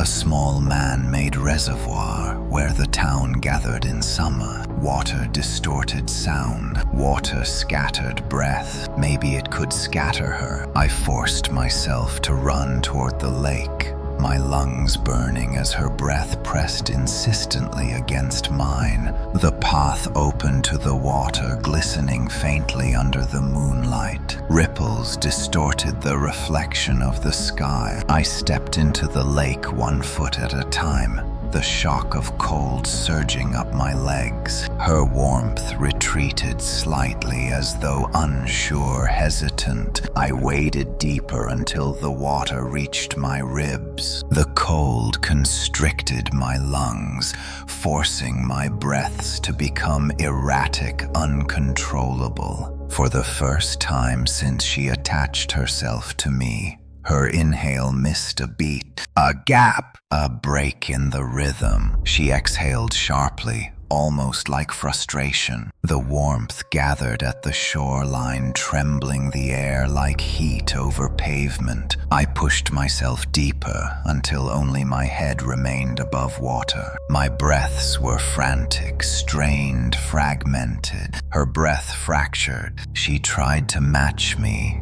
but water disrupted every inhale, forcing her rhythm to collapse into broken, uneven patterns. The connection weakened. I felt it, a loosening, a slackening of the tether she had wrapped around my lungs for days. I exhaled deeply underwater, letting the last of the breath escape in a stream of bubbles. For the first time, she could not follow. The warmth vanished. When I surfaced again, the shoreline was empty. No presence, no breath, no warmth drifting toward me. For the first time in days, the night felt like my own. But as I stood in the water, shivering violently, a realization struck me with brutal clarity. The lake had not broken her tether. It had only taught her how much she depended on it. And when the warmth finally returned, drifting across the surface of the water with deliberate patience, it felt different, stronger, hungrier. She had learned something new, and she was coming back. The warmth that drifted across the lake surface carried a change I could not immediately understand. It was stronger than before, heavier, as though she had learned how to anchor herself more firmly in the world I lived in. I stood waist deep in the icy water, shivering violently, while the air around me trembled with her slow, deliberate breathing. She had followed me into the open. She had crossed the lake's boundary of cold. She was adapting faster than any living thing should. I forced myself to take one step backward, then another, until the water lapped against my abdomen. The cold stung like needles, but it kept my breath sharp and uneven. She hated that. The disordered rhythm made her struggle to synchronize. Yet even now, she was adjusting, reshaping her inhale to match the frantic jerks of my lungs. The moon slid behind a cloud,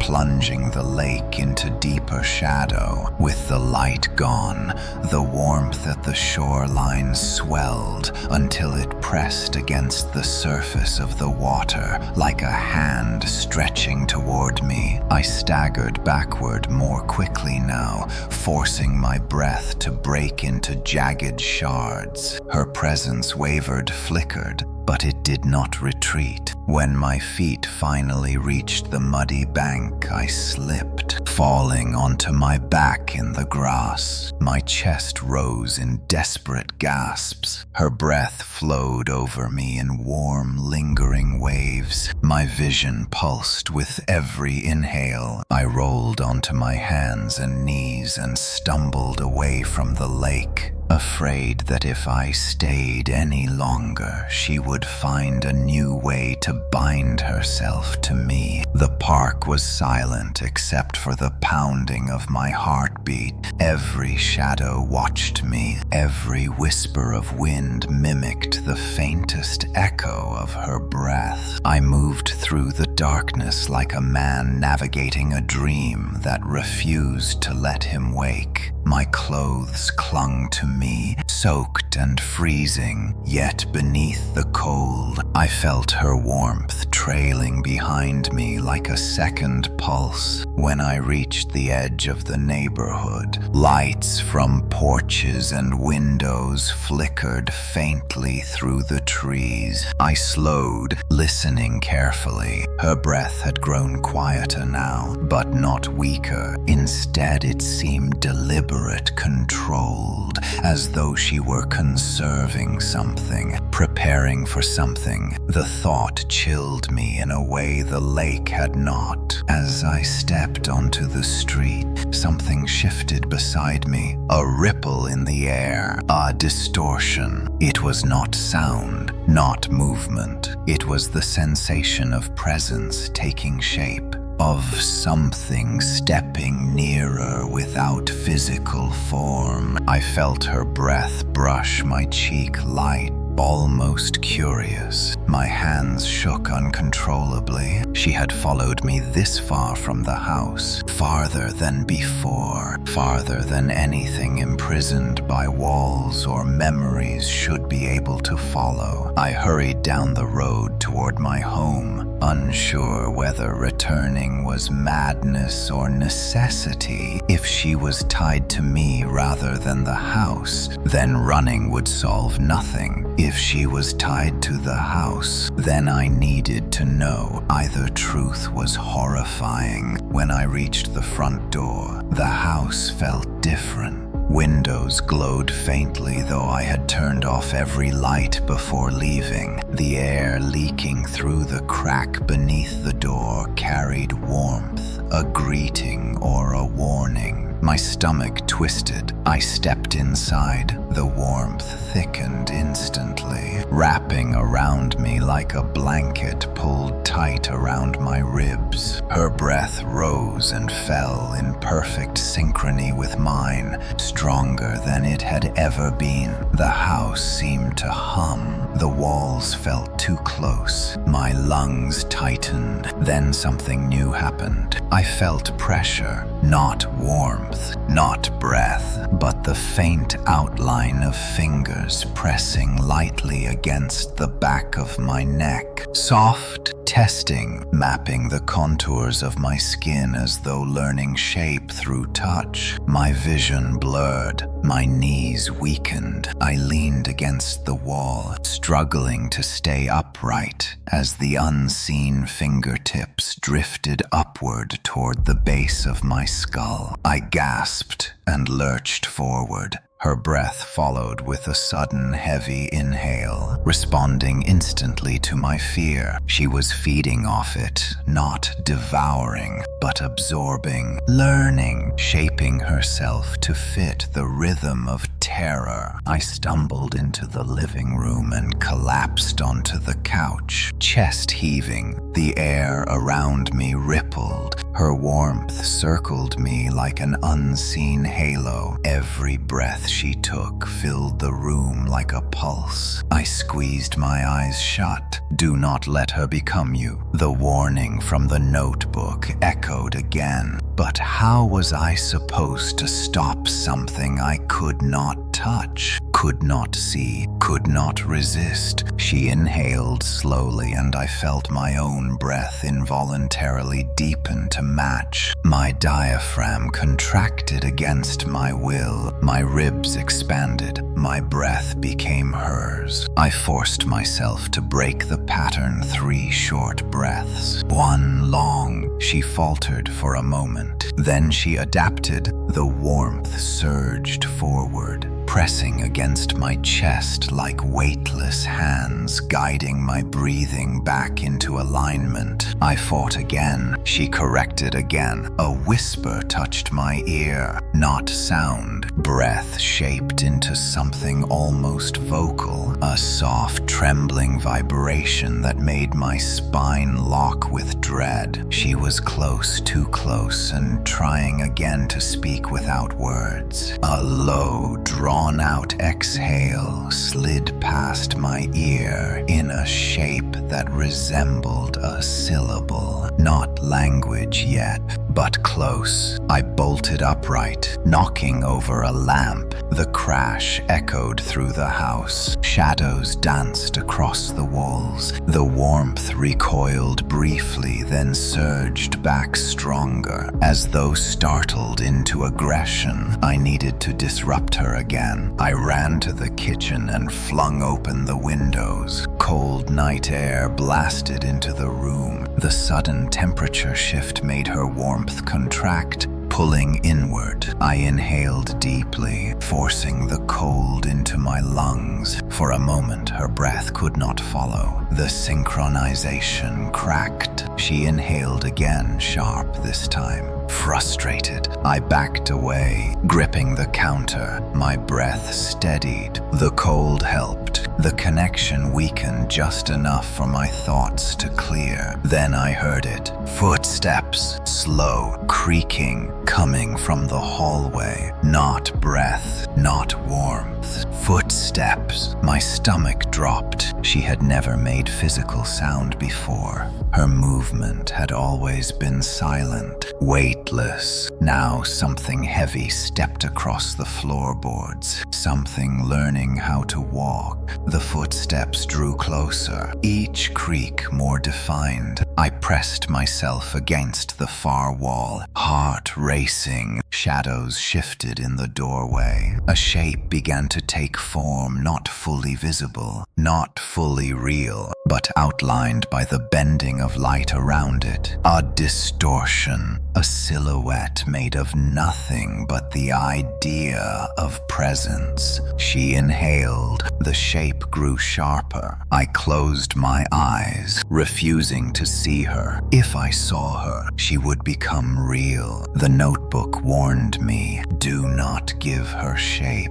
I forced myself to breathe irregularly again, refusing the rhythm she craved. The cold air helped. The silhouette trembled, flickered, softened. Her inhale grew ragged. A sudden loud knock shattered the moment. Someone at the door. The silhouette collapsed into nothing. The warmth retreated instantly. Breath dissolved into empty air. I gasped, choking on sudden freedom. I ran to the door and yanked it open. Mr. Collins stood on the porch, pale and shaking. "Daniel," he said breathlessly, "you have to come with me now." Behind him, the night trembled, and for the first time I saw real fear in his eyes. Not fear of her, fear of what she was becoming. Mr. Collins gripped my wrist with a force that did not match his age. His hand trembled,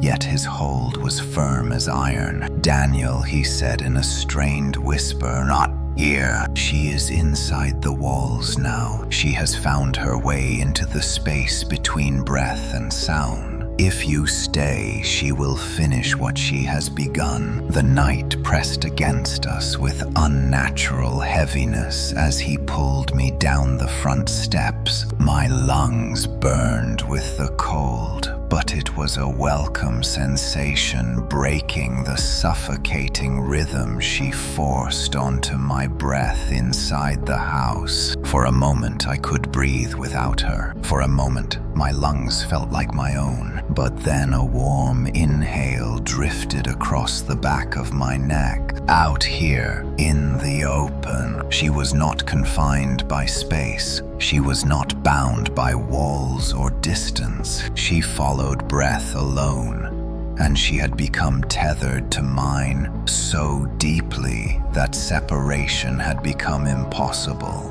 Mr. Collins felt it too. He jerked his head toward the darkness as though expecting her to materialize from the air itself. His voice tightened with fear. She is no longer waiting for you to sleep. She is learning to stand, to move, to touch, and soon she will learn to speak. I swallowed the rising panic. What do we do? There is one place she cannot reach. Not fully. His eyes shifted toward the far end of the street where the narrow road disappeared into the woods. Beyond it sat the oldest structure in town, a small abandoned church that had been boarded shut for decades. I had passed it often, but never thought much of it, except for how the windows seemed too dark even in daylight. Why there? I asked. Because it breathes different. His answer burned into me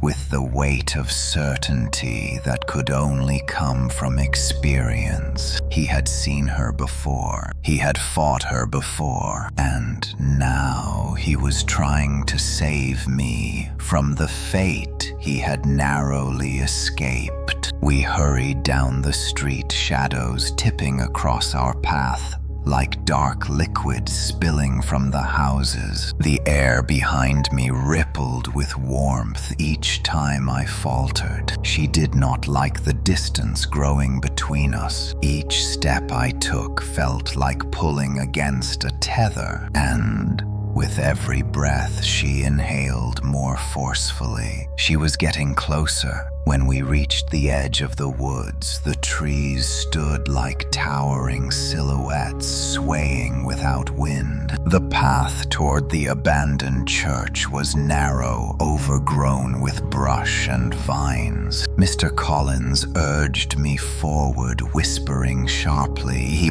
breathing irregularly. Do not let her match you. I tried. Short breaths, long pauses, shallow gasps. But she adapted. She always adapted. Her breath drifted around my ears, adjusting itself with terrifying intelligence. Her exhale brushed the back of my neck with the soft insistence of someone pressing a finger to a pulse. The forest swallowed us. Branches tangled overhead, blocking out most of the moonlight. The smell of earth and damp leaves clung to the air. Each crunch beneath our feet felt like a beacon announcing our presence, and behind us the warmth deepened, tinged with faint vibrations, as though she were trying again to shape breath into sound. The church appeared suddenly between the trees,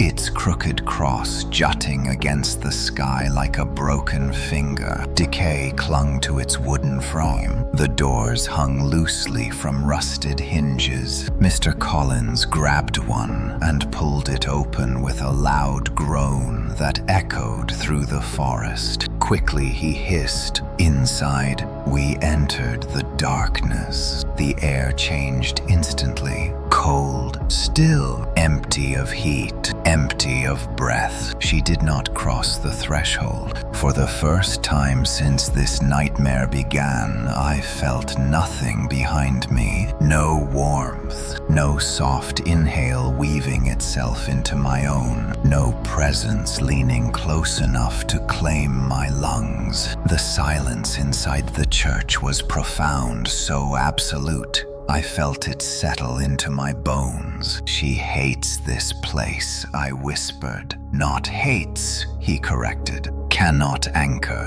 He lit a candle from a small box he kept in his coat. Its flame flickered weakly, illuminating pews covered in dust and cobwebs. Light trembled across the warped floorboards. My heartbeat slowed slightly, but my hands still shook violently. Mr. Collins guided me to the front row and sat with a weary sigh. "Daniel, there is something you have to understand. You were not chosen by accident. She chooses those who breathe alone for too long. She finds the cracks in solitude. She slips inside, longing for warmth and rhythm." The words sank into me like stones. I had spent years alone in that house, barely aware of how silence seeped into my life. She had found that silence and filled it with her own. Mr. Collins continued. "She has taken form before, but only briefly, only when the person she attaches to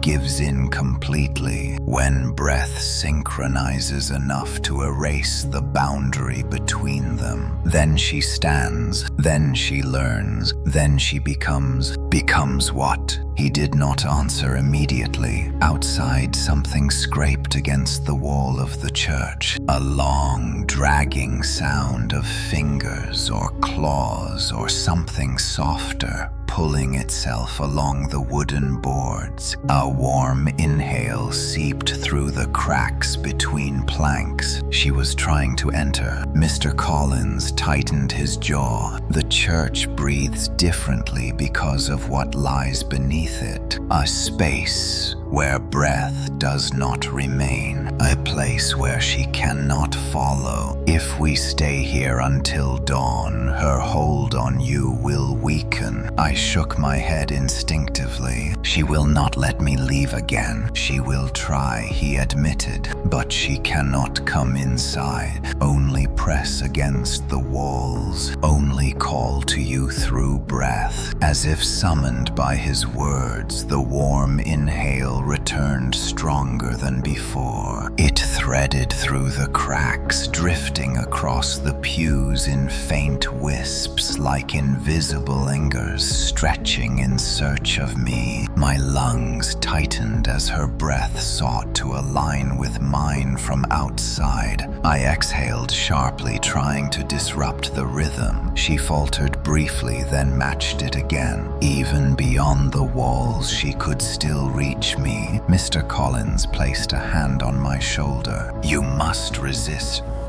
If she completes the tether, she will enter with you next time, not as breath, as body." The scraping outside grew louder, more frantic. She hated the barrier. She hated being kept from me. Then we heard it. A voice, not a word, not yet, but a sound shaped with intent. A soft, trembling vowel formed through breath. A fragment of speech, a broken imitation of human tone. She was learning. My heart slammed against my ribs. The church walls shuddered as though something pressed its weight against them. Dust rained from the rafters. The candle flame flickered wildly. She whispered again. This time the sound resembled a syllable, a soft, reaching exhale that curled through the cracks like smoke. My vision blurred. I staggered to my feet as my lungs strained against her pull. The warmth seeped creaked deeper into the church, now bending around the candlelight, bending toward me. She was forcing her way inside. Mr. Collins grabbed my arm. Do not answer her. No matter what you hear, do not breathe with her. But her breath grew louder until it drowned the silence. A rhythmic pulse that matched my heartbeat. A whisper that shaped itself into something dangerously close to my name. Daniel. Her breath molded the sound. Soft, broken, but unmistakably mine.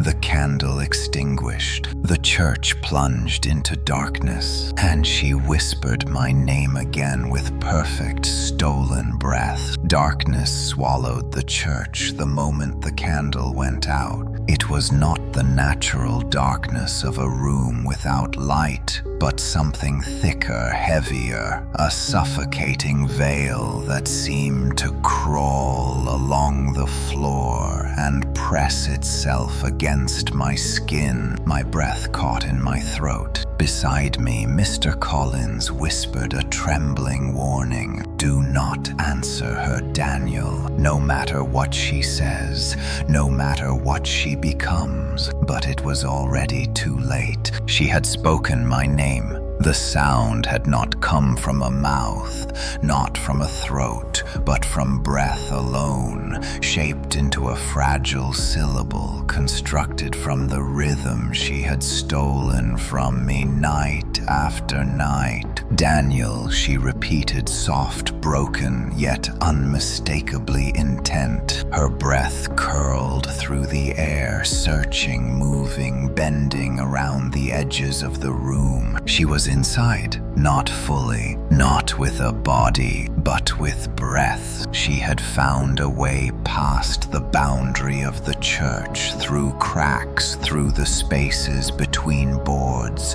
through me. Mr. Collins grasped my arm firmly, anchoring me. Do not breathe with her. You must resist or she will finish the tether. His voice shook but held desperation more than fear. My heart hammered. She exhaled again, long, slow, warm, pressing the sound into my ear, like a whisper meant to sink into my mind. Daniel. The syllable shivered through the church, echoing off the wooden beams. She was practicing shaping, forming, refining, becoming. A sudden pounding struck the church wall, a violent, heavy thud that rattled the floor beneath us. Dust rained from the rafters. Another thud, louder, closer. She was no longer simply pressing against the structure. She was striking it, testing it, learning how to apply force. She is trying to breach the form, Collins murmured in horror. If she learns this, she will not stop with walls. She will break anything that separates her from you. The pounding stopped abruptly, replaced by the long, slow drag of fingertips across wood. The sound crawled along the outer wall, circling the church. Each dragging motion sounded more deliberate, more physical than ever before. She was learning weight, shape, pressure. She was trying to build herself. She whispered my name again this time,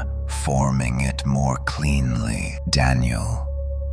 The breath vibrated with disturbing clarity. The darkness in the church trembled with each syllable. Mr. Collins rose cautiously, keeping his hand on my shoulder. We must get to the cellar. She cannot reach below the foundation. The old stone will break the tether further. Move carefully. Do not let your breath steady. We shuffled between pews, the darkness feeling more alive with every step. Her breath shifted, following us, moving ahead of us, as though she were already waiting at the cellar door. A low, moaning exhale drifted down the aisle, the sound winding through the wooden pews like a serpent. The breath brushed my cheek, making me flinch. She was close enough that if she had hands, I would have felt them. We reached the door behind the altar, a small wooden frame, barely clinging to rusty hinges. Mr. Collins pushed it open, revealing a narrow staircase descending into pitch black. The cold that wafted from below bit into my skin. He gestured urgently. Down. Now. I hesitated. Her breath drifted down the stairs before me, warm, spiraling deeper, as though inviting me to follow, not flee. She whispered my name again, softer, almost coaxing. This was not mimicry anymore. It was intent. I forced myself down the steps, gripping the wall. The cellar was colder than the lake, colder than anything I had felt. My breath emerged as clouds. For the first time, her warmth did not follow. It lingered at the top of the stairs, unable or unwilling to descend. Good Collins breathed. She cannot pass. Not yet. As he descended after me, he closed the door above us. The small space plunged into absolute darkness, but it lacked the suffocating weight of the church interior. Here breath belonged only to the living. Here her presence receded slightly like a tether stretched too thin. We sat on the cold stone floor, leaning against the wall. The cellar smelled of earth and old stone. A faint seeping chill numbed my legs. My breathing slowed, though I forced myself to keep it uneven. Collins rested his head back, closing his eyes. She has crossed more thresholds than I have ever seen, he said quietly. Breath, sound, pressure, name. She is evolving faster through you than she did with anyone else. Why me? I whispered. My voice cracked in the coal. Because you breathed alone for too long, he answered. Because the silence in your house welcomed her. Because she found space to root herself in your loneliness. It is not your fault, but she will not release you unless she is forced. The cellar door groaned above us. We froze. A soft tapping began, slow, rhythmic, deliberate. She was tracing the outline of the door, learning its shape, testing for weak points. The wood creaked under her touch. She is trying to learn the concept of barriers, Collins whispered. I shuddered. If she learned that there were barriers, she could break them. If she learned that she could break them, she would break me. A long inhale seeped through the cracks around the door, warm despite the chill. She was breathing into the cellar. The tether tightened slightly as her warmth brushed my skin. Collins leaned close. Distract her. Break the rhythm. Confuse her before she shapes herself further. I inhaled sharply, then coughed, forcing my lungs into disarray. She faltered outside the door, exhaling sharply with frustration. The tapping stopped. The warmth pulled back. I could feel her confusion, her need to synchronize. The cellar door handle turned. Slowly, deliberately, the rusted metal squealed. I clamped my eyes shut. Collins grabbed my arm. She cannot enter, he repeated. The foundation is carved from old stone. She cannot claim breath here, but the handle turned again, twisting more forcefully. Wood strained, dust drifted from the ceiling. She is learning to use force, I whispered. Then the turning stopped. Silence smothered the cellar. The warmth vanished completely. For several heartbeats, there was nothing. No tapping, no breath, no presence, only stillness. Collins exhaled with relief. She has withdrawn. She cannot hold form long without your breath. But his relief lasted only seconds. A faint inhale sounded from directly behind us. Inside the cellar, my blood froze. She should not have been able to enter, but the inhale grew louder, more distinct, filling the space with warm air that did not belong in the cold cellar. Something formed in the darkness, a shifting distortion, like a shadow rising without shape. Collins whispered in horror. She is not entering through the door. She is entering through you. She has learned the path of breath. The warmth pressed against my back as though something leaned inches from my neck. Her inhale tickled my ear. My lungs tightened as she tried again to force synchronization. She whispered my name. Daniel, not broken this time, not struggling. Perfect, fully shaped, spoken with breath she had stolen from me. I could not breathe. Collins grabbed my face, forcing my gaze toward him. Daniel, look at me. Not her, me. Stay with the living. Stay with breath that is yours. But her warmth wrapped around my throat like fog, tightening as though trying to guide my inhale. And in the absolute darkness of that cellar, her exhale shifted into something new, something almost like a word. Come. The word she breathed into the cellar was not loud, yet it struck with the weight of something ancient breaking through the thin membrane, separating the living from whatever waited beyond. Come. The sound was soft, fragile, trembling like a newborn voice learning to shape existence. But it was also deliberate, purposeful, directed at me. Mr. Collins squeezed my shoulder so hard his nails dug into my skin. Do not answer, he whispered fiercely. Do not breathe in her rhythm. She is learning the final step, but her warmth curled around my throat with the intimacy of a hand guiding breath. The cellar felt smaller, shrinking inward, as though the darkness itself bowed to her arrival. The cold stone beneath me pulsed in uneven beats, matching the irregular quiver of my lungs, struggling to resist her. Then she whispered again, Come, Daniel. My name formed with unsettling clarity, shaped from stolen breath, molded with precision she had not possessed before. She was evolving faster than either of us understood. I clamped my hands over my mouth,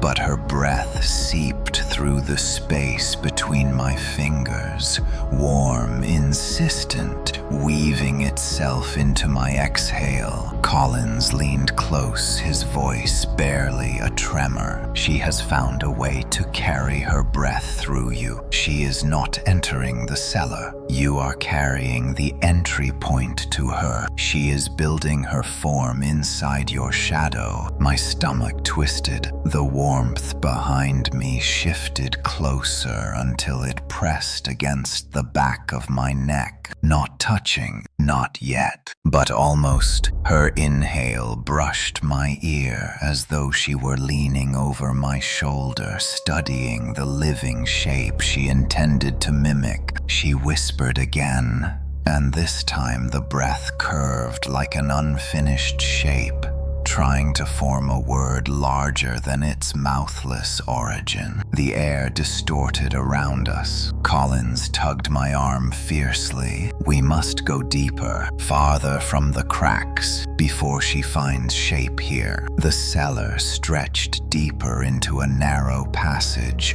lined with ancient stone. We had not seen it before. It had been concealed by shadows. Collins led me into the corridor, his candleless hands searching along the wall. The air grew colder. The warmth that followed me receded slightly, but not completely. She hovered at the boundary of what the stone rejected. As we descended, the corridor bent sharply and widened into a cavernous chamber beneath the church. The air here felt impossibly still. No warmth, no breath but our own. She could not follow into this space, at least not yet. Collins exhaled shakily. We are in the foundation that predates the church. This stone carried no breath in its making. She has no anchor here. I collapsed against the wall, my body trembling with the aftershock of her voice. Every inhale felt fragile, as though my lungs were relearning how to breathe without her guidance. Collins sat beside me, panting softly. "Daniel," he said quietly, "you must understand something. She is not trying to kill you. She wants something more intimate. She wants a place to pour herself into, a shape, a voice, a form, and she has chosen you as the vessel." His words hollowed the chamber with dread. My breath hitched uncontrollably. He continued, "Once she completes the tether, she will not hide in darkness anymore. She will walk, she will speak, she will take your breath as her own, and the world will not know the difference between your voice and hers." I shook my head violently. No, she cannot. She is not alive." He lifted his eyes to mine. "That is what makes her hungry." The chamber vibrated softly. A faint, warm inhale drifted from behind us, far down the tunnel where the corridor bent. She had found the cracks. She was learning the shape of the stone. She was learning to mimic absence. Cursed under his breath. "We do not have long." We stood slowly and began moving back toward the main cellar. The closer we came, the more the warmth returned, pressing against the air like a living tide. Her breath grew louder again, forming strange syllables, unfinished words, broken fragments of meaning. She was practicing speech. When we reached the cellar door, her presence loomed on the other side. The wood glowed faintly with heat. The handle trembled, as if clenched by a hand still learning how to have weight. Collins motioned for silence. He pressed his ear to the door. What he heard made him recoil violently. She was whispering not a word, not my name, but breathing a sequence of sounds shaped with precision. The rhythm repeated over and over like she was rehearsing, preparing a sentence, preparing language, preparing a voice. He whispered in dread, "She is learning to speak fully." The handle rose, slowly, deliberately. The door shivered. Collins grabbed my wrist and shook his head. "We cannot go back through there. If you see her, you give her everything she needs. Sight is shape. Shape is form. Form is life. but we had no other exit. The chamber behind us was a dead end of stone. The cellar door was the only passage back to the world, and she was waiting for me on the other side, shaping herself from stolen breath. The door creaked inward just an inch. Warmth poured through the gap like exhaled fog. Her breath drifted into the cellar and coiled around my ankles, rising slowly like steam. She whispered again, "Daniel, I am here." The words were nearly perfect, almost human. My lungs locked. My pulse thundered violently. Collins shook my arm fiercely. "Do not answer, not with breath, not with voice, not with your eyes." But she spoke again, this time lower, softer, trembling with anticipation. "Daniel, look at me." My body lurched forward against my will. My muscles strained as if pulled by invisible hands. She was drawing me toward her, using breath like a tether, using voice like a hook. Collins held me back with every ounce of strength he had,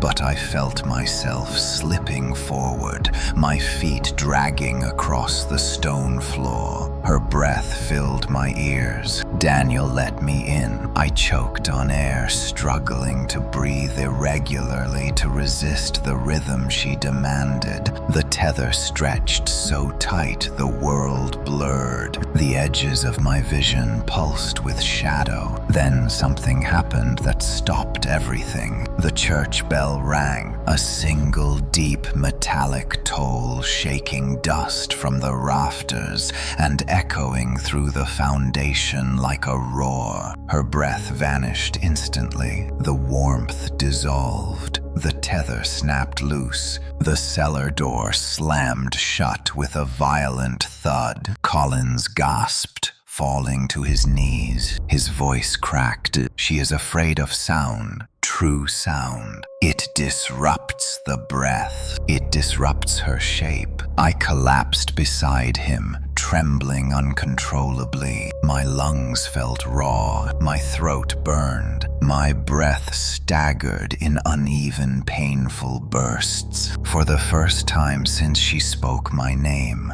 I was free of her rhythm, but only for a moment, because from the other side of the door she whispered one final broken word. Soon, the final whisper she breathed through the cellar door soon hung in the cold air long after her warmth vanished. Collins and I remained frozen in the darkness, each of us leaning against the ancient stone wall, struggling to steady our breaths. The silence felt unnatural, stretched thin like a membrane about to tear. My lungs trembled, fighting the instinct to match the rhythm she had forced upon me. Collins wiped dust from his forehead, his hands shaking. "That sound that saved us," he whispered. "The bell." It disrupted her breath. It severed the tether just long enough for her to retreat. "But why did it ring?" I asked. "There is no one in the church, no one alive to ring it." His eyes narrowed. "Perhaps something older than her rang it, or perhaps she triggered it by accident. Even she may not understand what disrupts her. The idea that she could make mistakes should have comforted me,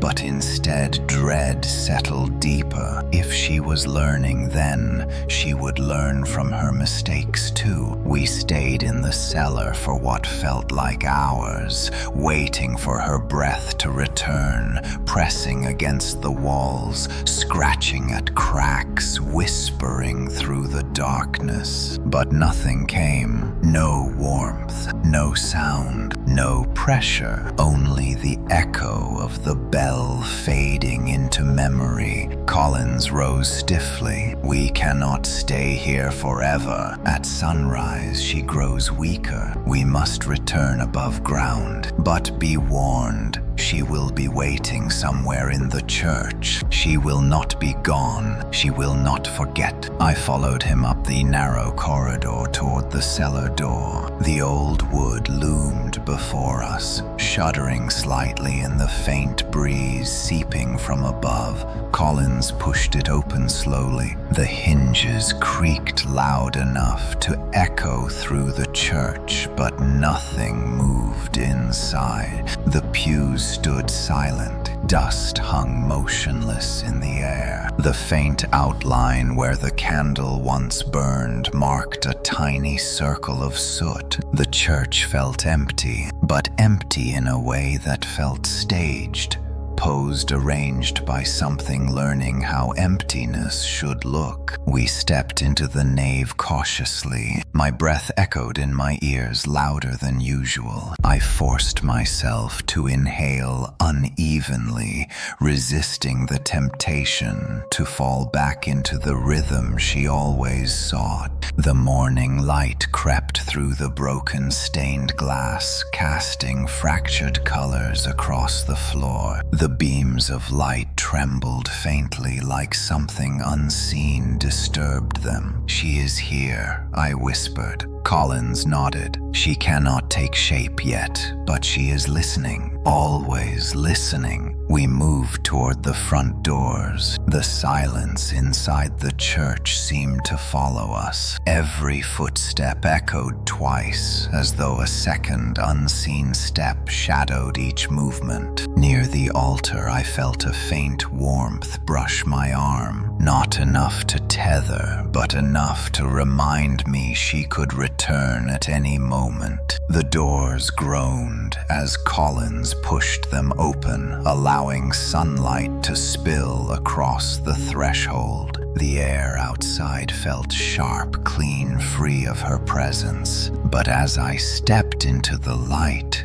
something happened that made me stumble. I heard my own breathing behind me. Not echo, not imagination. My own breath mirrored in perfect rhythm from the darkness inside the church. Collins grabbed my arm and pulled me forward.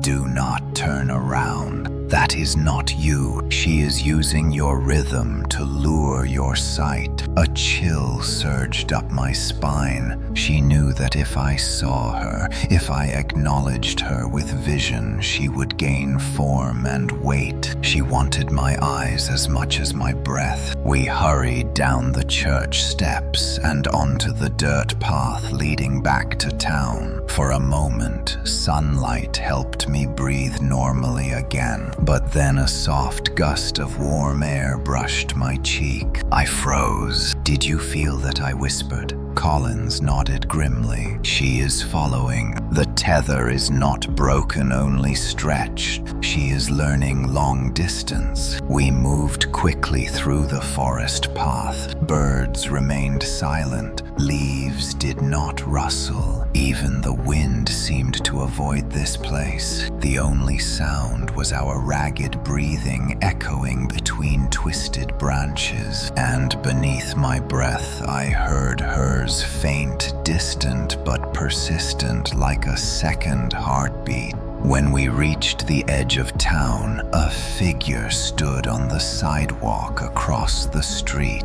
A woman, motionless, facing us. Daniel Collins hissed, "Do not react. Do not let her see you hesitate." The woman did not move. Her hair hung over her face, obscuring her features. Her posture was unnatural, too still, too deliberate. My pulse hammered. Collins stepped in front of me, trying to block her view, but then she lifted her head, and I heard a breath escape her lips. My breath, identical in pitch rhythm pattern. Collins grabbed my shirt. "Look away. Now!" She is not real. She is a mimic, a form made of stolen breath. The figure tilted its head one mechanical inch, as if studying how humans should move. Then it opened its mouth, but no words came out.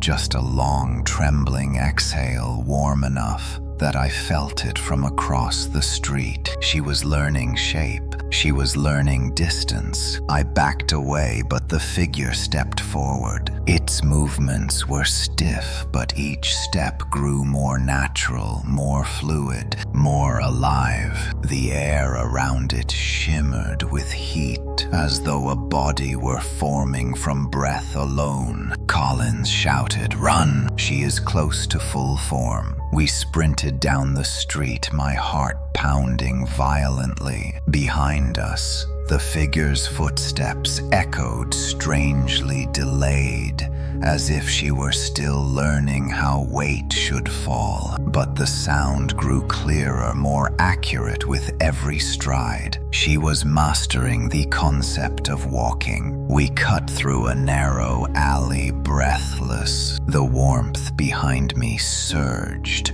pushing against my spine, though the figure had not yet appeared at the alley's mouth. She did not need eyes. She could find me by breath alone. Collins pulled me behind a dumpster, motioning for silence. My lungs screamed to inhale, but I held my breath, trying to starve the tether for a moment. Footsteps approached, slow, searching, each step heavier than the last. She was learning weight, learning presence, learning to inhabit the space human bodies were meant to fill. A shadow broke across the wall. The figure had reached the alley entrance. Her voice emerged, twisted low, trembling with strain. Daniel, not breath shaped into sound. A real voice, incomplete, breaking, but real. She was almost finished becoming. Collins gripped my arm. When she completes the tether, you will not be able to escape. She will not need darkness or breath. She will exist, and she will follow you anywhere in the world. I whispered shakily.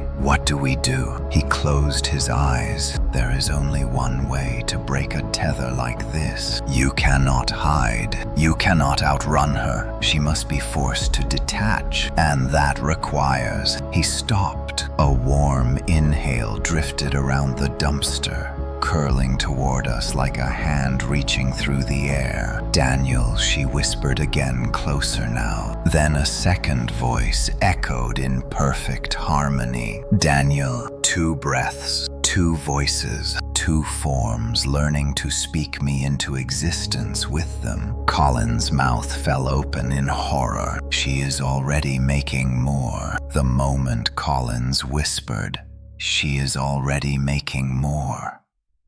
The world around us seemed to constrict. The alley walls bent inward, as though the shadows themselves were holding their breath. My lungs tightened in my chest, fighting the urge to inhale. Every instinct told me that drawing air into my body would only strengthen her hold. But my body was trembling on the edge of collapse, and breath clawed at my throat like a living thing, desperate for release. Collins gripped my wrist. Daniel listened to me carefully. The more she learns to form shape, the faster she multiplies. Those 2 voices mean she is splitting. Splitting, I whispered. My voice cracked on the word. You mean she can create more than one? His silence answered everything. A scraping sound cut across the alley mouth. The figure, learning to mimic a woman's movements, jerked one stiff step forward, its arms hanging at unnatural angles. Beside it, another shadow peeled itself from the wall like breath, turning solid. 2. She had made 2. They stood side by side, but neither fully alive nor fully formed. Their outlines wavered, as though their bodies were made of trembling heat. Their hair hung dark and shapeless. Their faces were smooth, formless skin where mouths, eyes, and noses should have been. Only the faint suggestion of features existed like impressions left on fogged glass. But when they breathed, the air warped around them. Both voices whispered in perfect unison. "Daniel." The sound echoed through the alley walls, doubling, tripling, bouncing back with growing precision. My vision blurred. My body leaned forward, involuntarily pulled by the unnatural harmony of their call. Collins shoved me back sharply. "Do not look at them. Do not acknowledge the shape. They are not finished. If your eyes give them recognition, they will solidify." But their voices continued to grow stronger, shaping consonants more cleanly. Their breath carried weight now, pushing warm waves across the alley. I felt it slide across my skin like fingers brushing lightly along my arms. Collins motioned frantically. "We need to get off the street. She is learning too fast. She will corner you with numbers." We slipped out the side of the alley and bolted across the street toward a stretch of abandoned buildings. My feet pounded the pavement,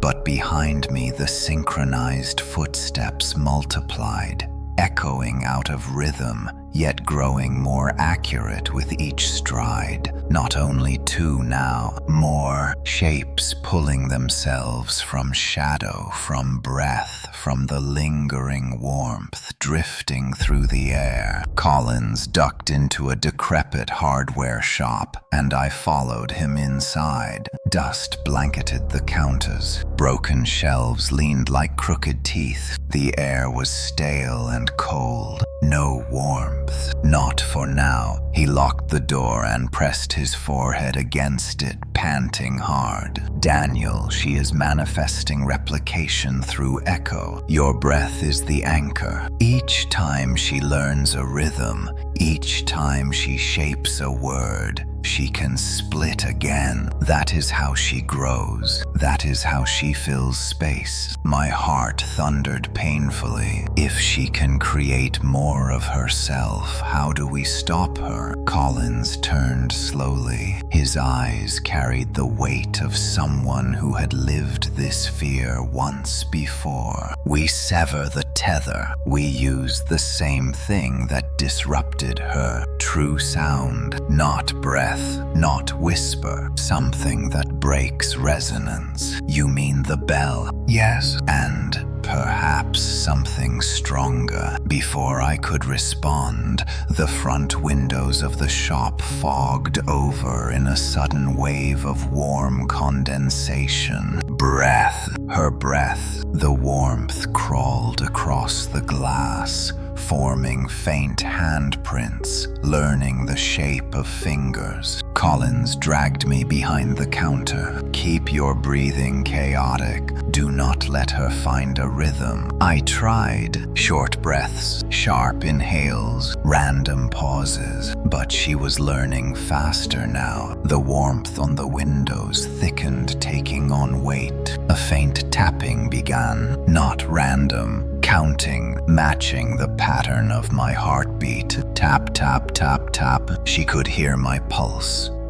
Tap, tap. The second form joined. Tap, tap. A third. Collins clamped a hand over my chest. "She is synchronizing through your heart rate. She does not need your breath anymore. She is learning another way inside." A loud crack shattered the silence. The glass split down the center. A warm exhale drifted drifted through the fracture, carrying a voice struggling to shape itself. Daniel let us in. The plural froze my blood. Us! Collins shoved a metal shelf in front of the window. We need to get to the bell tower. It is the only structure tall enough to disrupt her resonance. It can scatter her breath before she finalizes form. I nodded, though fear nearly buckled my legs. We slipped out the back door into a narrow alley choked with weeds. The distant figures were closing in,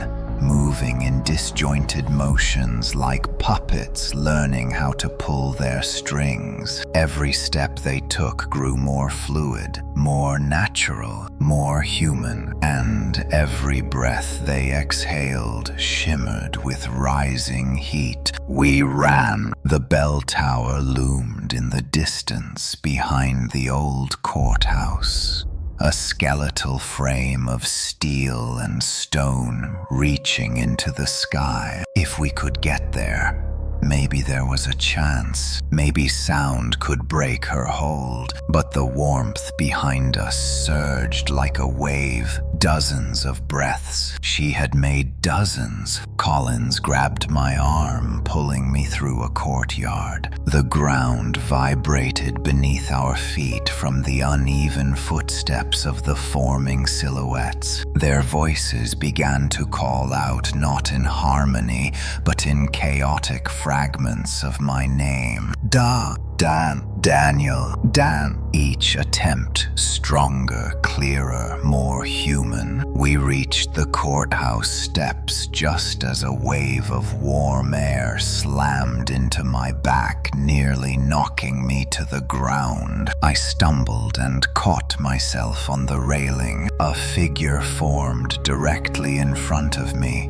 Tall, looming, swaying, as if learning how gravity worked. Its face still lacked features, but its mouth began to split open, carving itself into existence through the heat of its breath. Collins yanked me back just before it stepped forward. The figure exhaled a hot blast of air so close to me that the world wavered. She is learning projection, Collins gasped. She can push her breath now. We raced up the steps and burst through the courthouse doors. The interior was vast, empty, lit only by the faint glow of early morning. The bell tower entrance was at the far end through a rusted metal door. Behind us, the silhouettes entered the building, their footsteps synchronized at last, forming a rhythm that shook the floorboards. She had learned coordination. We sprinted toward the metal door just as the first figure lunged. Its arm, now fully shaped, slammed into the wall, leaving a scorch mark. Heat radiated from it like fire. We reached the metal door. Collins shoved it open, and we stumbled into the stairwell, spiraling upward into the tower. The heavy door clanged shut behind us. The echoes of their voices rose from below. Daniel, come, let us in. Their words rose in broken crescendos, climbing the staircase like a living chorus. We ascended step after step, breath burning in my lungs.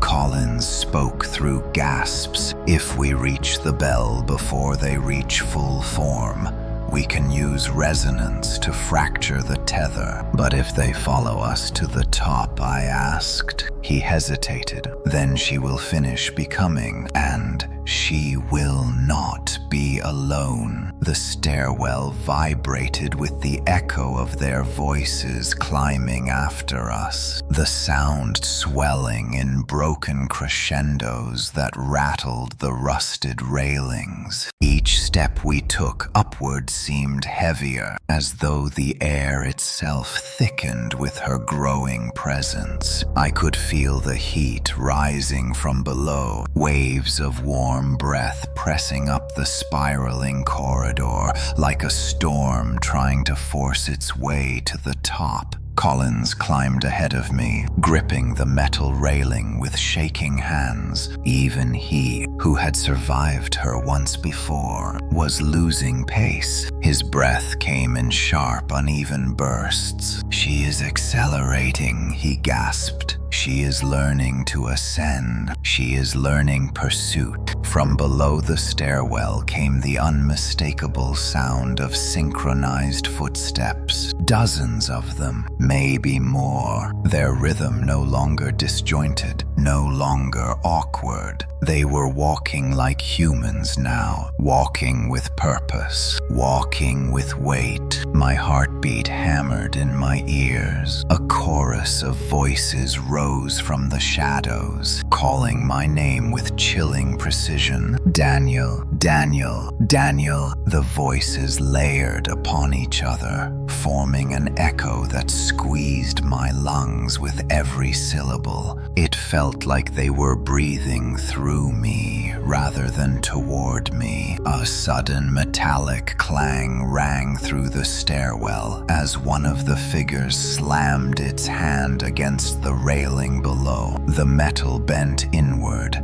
as though softened by heat. A wave of warmth surged upward, washing over my legs and chest like steam escaping a fractured pipe. "She is shaping force," Collins warned. "She is learning strength." We rounded another corner of the spiral, and the bell tower chamber finally came into view above us. A square patch of light filtered through the openings near the top. The massive iron bell hung suspended from wooden beams that looked too old to carry its weight. Chains dangled like vines. The air up there felt colder, cleaner, untouched by her breath. But between us and the chamber lay dozens of steps still, and the warmth behind us was rising faster. A voice deeper than the others resonated from below, vibrating the metal beneath my feet. "Daniel, come to us." It was her original voice, the first voice she had formed, but now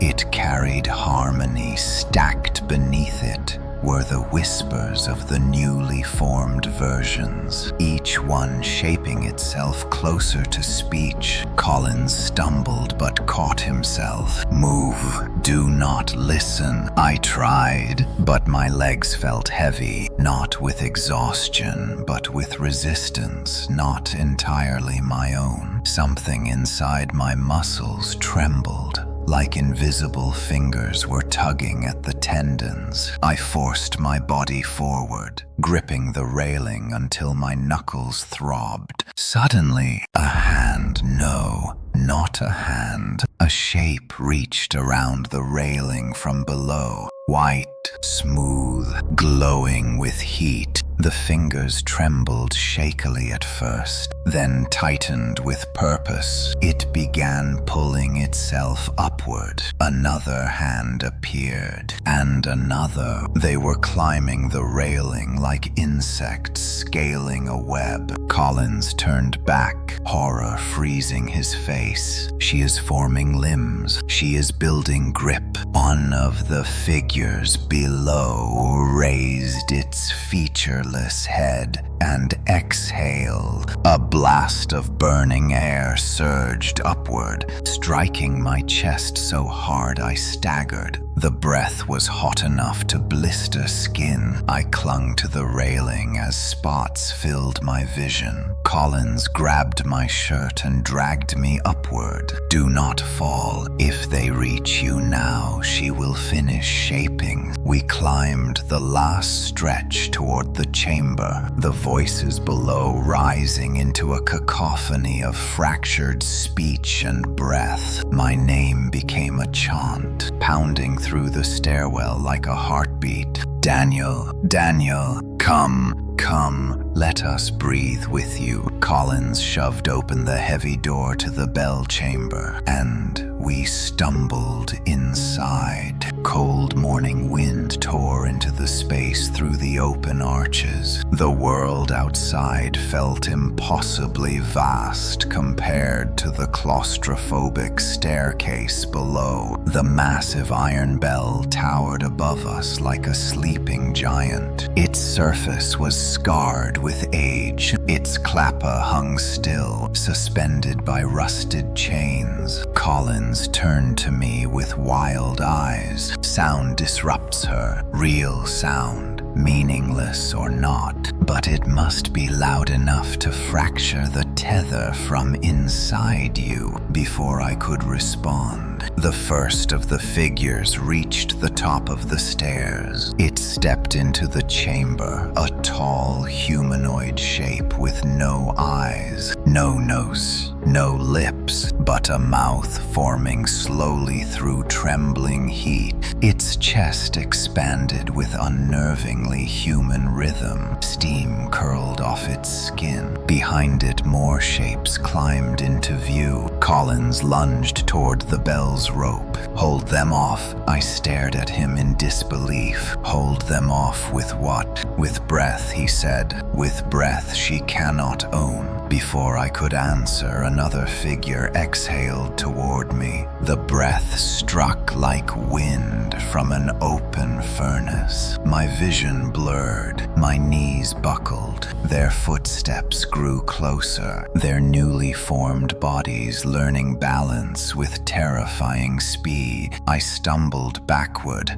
and grabbed a length of chain hanging from the bell frame. The cold metal grounded me. I pulled it taut in front of me like a barrier, but the warmth brushed against it effortlessly. The first figure whispered, "Daniel." It stepped forward and extended an arm. The hand trembled as if still learning joints, still learning shape. When its fingers brushed the chain, the metal glowed red. Collins yanked the rope with every ounce of strength he had. The bell tolled. The sound exploded through the chamber so violently the floor shook. The figures recoiled, their bodies quivering like distorted film. Their breaths broke. Their shapes flickered. The second toll hit harder. The air vibrated. My lungs rattled. Something inside my chest twisted painfully. The figures screamed without breath, a soundless scream, their mouths stretching wide, though no voice emerged. The heat pouring off them sputtered like dying flames. Collins shouted over the deafening ring. Again, one more. It must break the tether. He pulled down with both hands. The bell tolled a third time. The sound ripped through the chamber like a blade splitting the air. My vision flashed white. My knees hit the ground. The figures crumbled inward, their shapes distorting as if being peeled apart by invisible force. One of them reached toward me desperately, its mouth shaping one final word. "Daniel." Then it unraveled in a swirl of warm fog and dissolved into nothing. All of them did. The chamber fell silent except for the fading vibration of the bell. I slumped forward,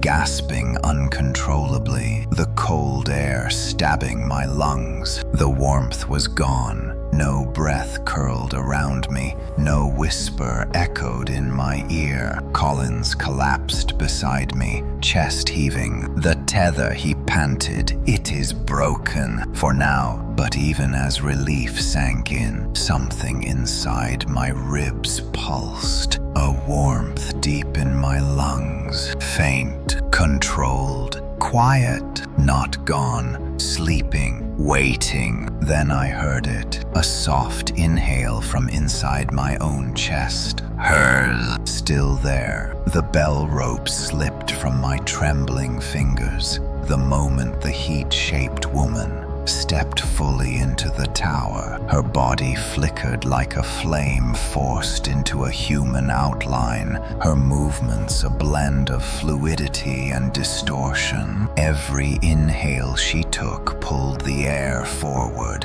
as if gravity itself bent around her breath. And each time she breathed, the warmth inside my chest surged, as though answering a call it had waited for since the first night.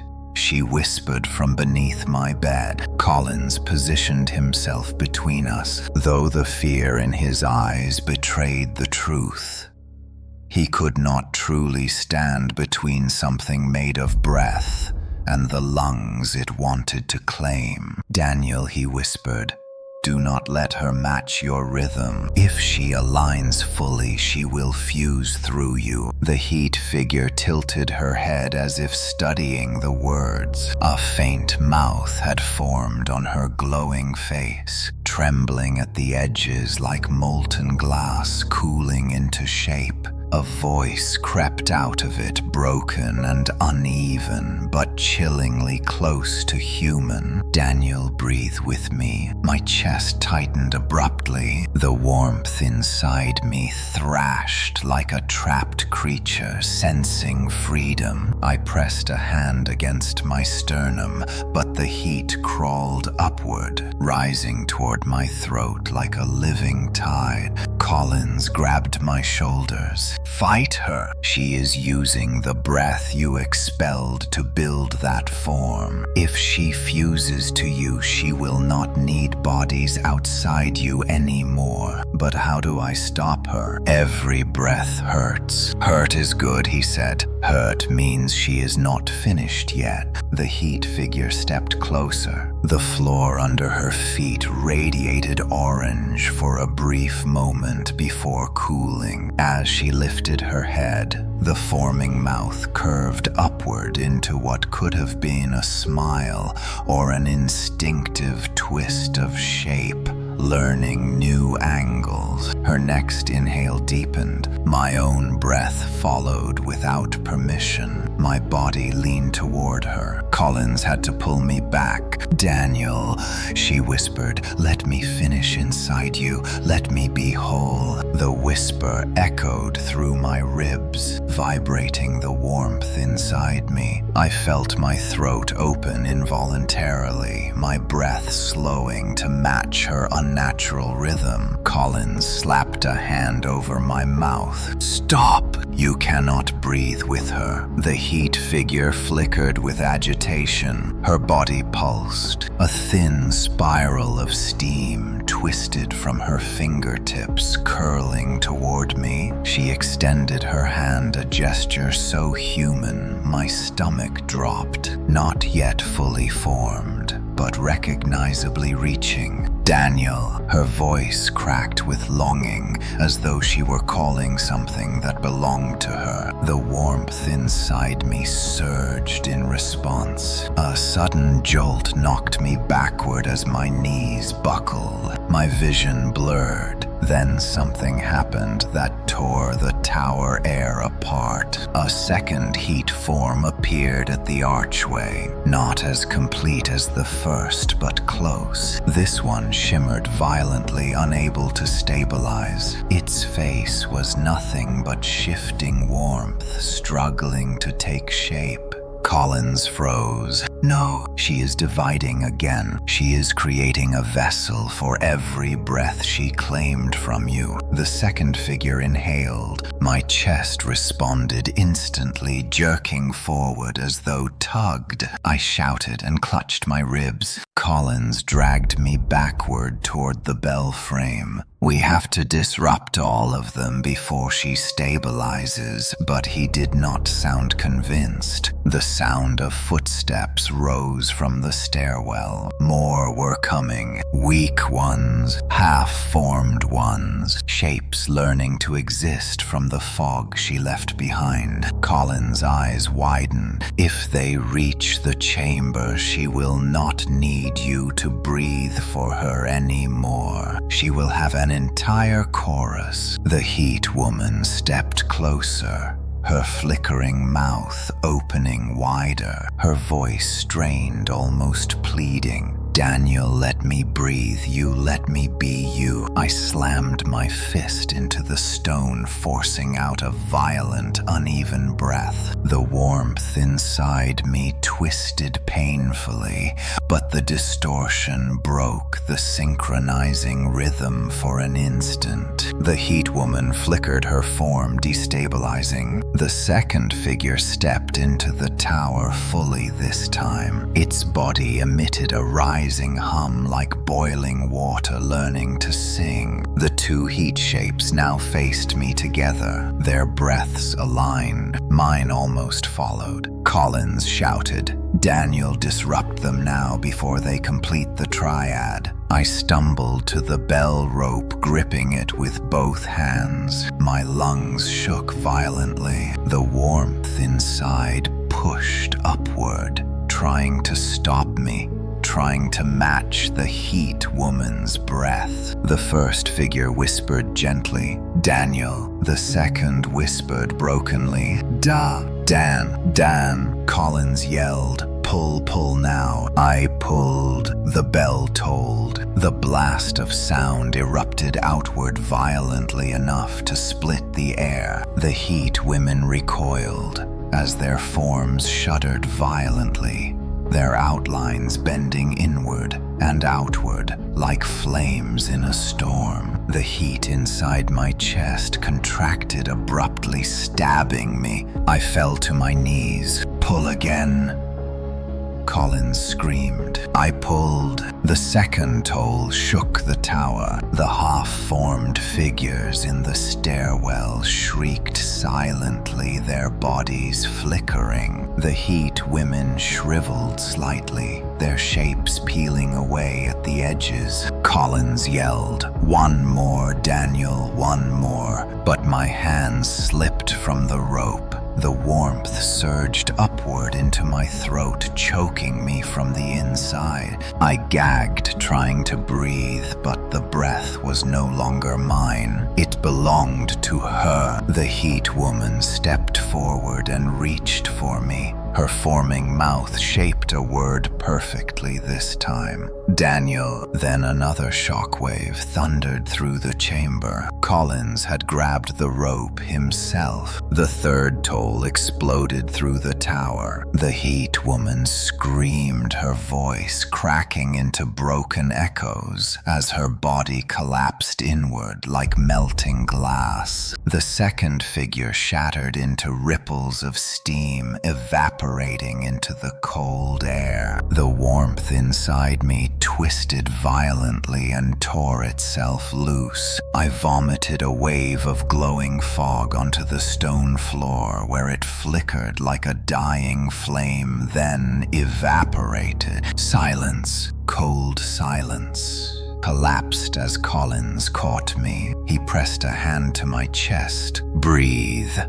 Daniel, are you breathing on your own?" I inhaled. No warmth. I exhaled. No whisper. The tether had weakened drastically, but not fully broken. I could still feel a faint pulse deep inside my lungs, like a heartbeat waiting for its moment. Collins slumped against the wall, exhausted. "We are running out of time. She is learning too fast. The next form she builds may not break, and the next breath she claims may not leave." But before I could answer, a faint warmth curled through the tower floor, not from inside me, from below. We looked at the stairwell. A single breath rose from it, slow, deep, purposeful. Then a voice followed, almost perfect now. "Daniel, I am not done." The breath rising from the stairwell was deeper than anything she had summoned before. Slow, deliberate, steady. It echoed through the bell tower like a living drumbeat, shaking dust from the beams overhead.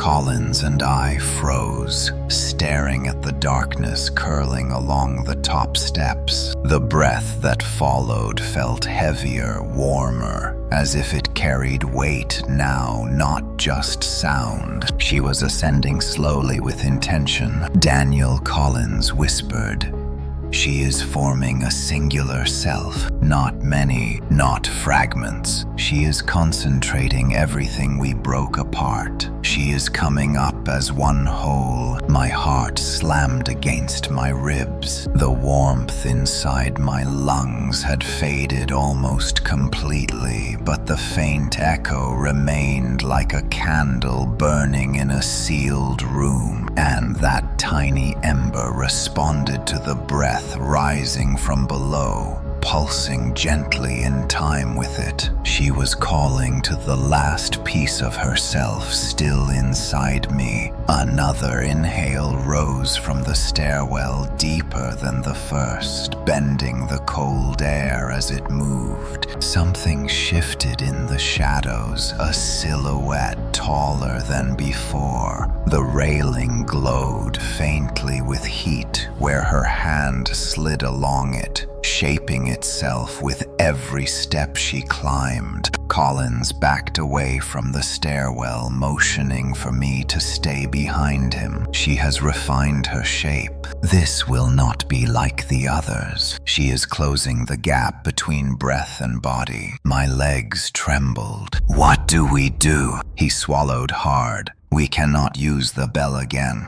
Too soon. The resonance will not hold, and she has learned to brace against it. She may survive the next toll." My breath quickened. The warmth inside me flickered, reacting to my fear. The rising silhouette stepped into the faint light of dawn, spilling through the arches. She was taller, almost fully human now, though her skin still shimmered like molten air. Her face was still featureless, but smoother, more deliberate in structure. A curve where the brow should be, a ridge forming the bridge of a nose. Her mouth, already shaped from heat, parted slowly. She inhaled. My breath followed without my control. Collins grabbed my arm. "Resist, Daniel. Do not let her claim your lungs again." But the breath she drew was so deep, so powerful.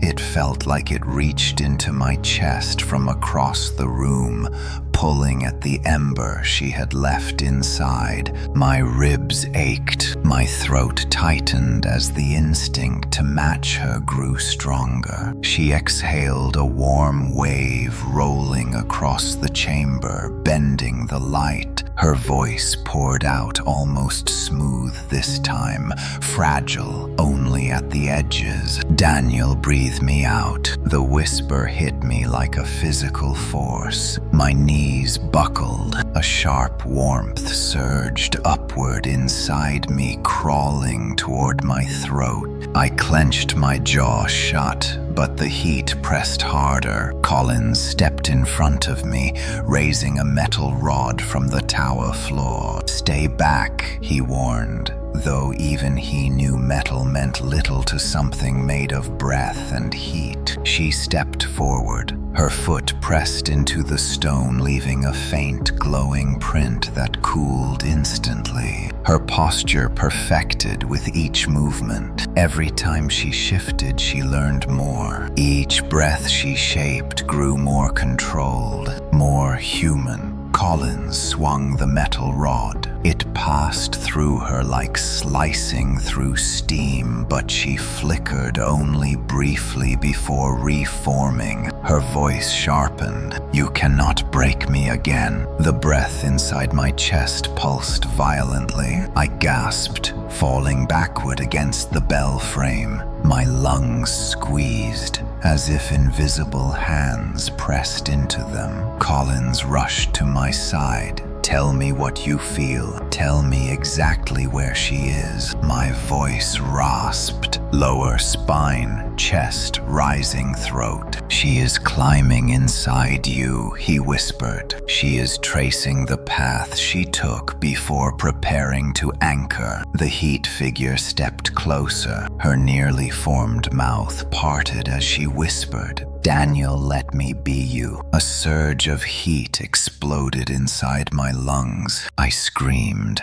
but the sound warped halfway out of my throat, turning into something deeper, something not mine. Her breath, her voice. Collins grabbed the bell chain and wrapped it around my chest, trying to force compression to interrupt the rhythm. "Breathe wrong," he ordered. "Breathe wrong on purpose." I inhaled sharply, then again, then stopped, then exhaled violently. My body shook. The warmth inside me flickered violently, then recoiled. The heat woman trembled, as though feeling the break inside me. Her form pulsed, flickering at the edges. She whispered sharply, "Daniel, stop." Her voice resonated like a command buried inside my ribs. My body lurched forward, involuntarily stepping toward her. Collins held me back, struggling. "You cannot obey her. You obey you, not her." But she inhaled again, and my breath started to follow. I fought it, but my lungs contracted. Then a scream echoed from below the tower. Not hers. Multiple voices, the unfinished forms still below. They had not dissolved fully. They were rising again. Their breaths joined hers, building a resonance that shook the stairs. The air shimmered with heat flowing upward. The tower walls groaned. The bell above us vibrated, though no one touched it. She had called every remaining fragment of herself. The heat woman stepped closer, her mouth almost complete, now shaped into the suggestion of lips. "Daniel, let us rise through you." Collins cursed under his breath. "She is not trying to destroy you. She is trying to use you as the final channel, a conduit, a gate. If she breathes through you, she will complete a full form built from living lungs." The resonance rose into a crescendo. Multiple breaths, multiple voices. My chest convulsed violently. The warmth inside flared, burning with bright intensity. My throat opened against my will. Collins turned to the bell. One chance, one toll. "But Daniel, it might break you." I nodded through tears, gripping his sleeve. "Do it." He pulled the rope with all his strength. The bell tolled. The blast tore through the chamber like a hurricane of sound. My chest felt like it exploded inward. The warmth inside me screamed, its voice ripping through my ribs. The heat woman staggered, her form fracturing her mouth, splitting apart like broken glass. I collapsed, convulsing. She shrieked again, dissolving at the edges, but she did not vanish. She held her shape through the sound, trembling but surviving. Collins stared in horror. "Daniel, she is stronger than the sound now." The resonance from the stairwell faded. The heat woman steadied. Her voice came out slow and horribly clear. "Daniel, we will finish inside you soon." The bell tower shook with the fading echo of the toll, leaving behind a hollow silence that felt too heavy to breathe in. Dust drifted down through the beams like falling ash. The heat woman stood only a few feet away from me, her form trembling but unbroken. She had survived the bell. She had grown stronger than sound. And now she stared at me with a face almost human. Smooth skin shaped itself along invisible lines. Heat rippled across her features, sculpting the faint suggestion of cheekbones. Her mouth opened and closed with deliberate precision. Even without eyes, I felt her gaze pull at my lungs with unbearable weight. Collins whispered beside me, his voice cracking. "Daniel, we are out of time. She is not learning anymore. She is remembering. This is what she used to be." The heat woman inhaled deeply. I inhaled with her. Not forced, not pulled. My lungs simply obeyed. The ember inside me blazed upward in response. A burning thread of warmth climbed from my diaphragm to my throat. I choked and fell to my knees, gripping the cold stone floor. Collins tried to reach for me, but she extended a hand toward him. A wave of boiling air knocked him backward, slamming him into the bell frame.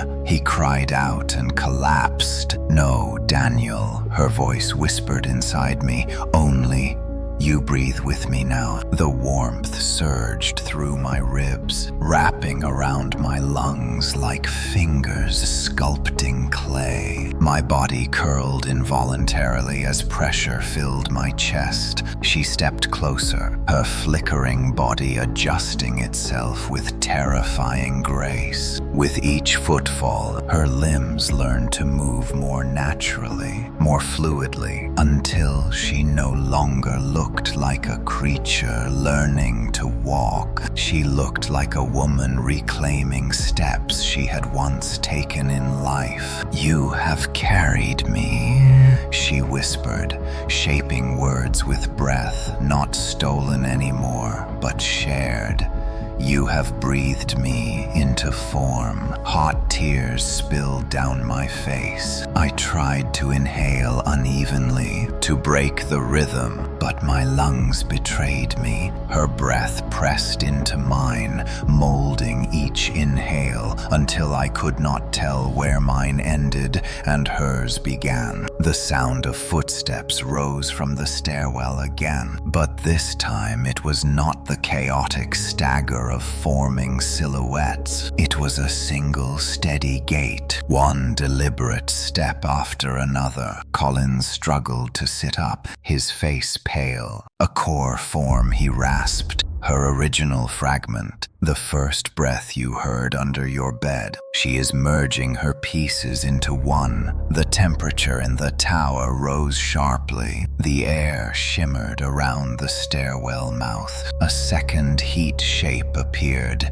taking its time ascending the final steps. This one was more complete than any before. Shoulders defined, limbs smooth, a faint outline of eyes forming as dim, glowing depressions. The first woman turned toward it, their breaths aligned instantly. My lungs jerked into rhythm with both of them. I gasped in agony. Collins forced himself to his feet, leaning heavily on the wall. "Daniel, you must cut the final tether, or she will anchor in your lungs permanently. You will not survive the merge." But I could not move. The breath pulled me upward, as though someone invisible lifted me by my ribs. My feet left the ground. I hovered inches above the floor, suspended by the force of her inhale.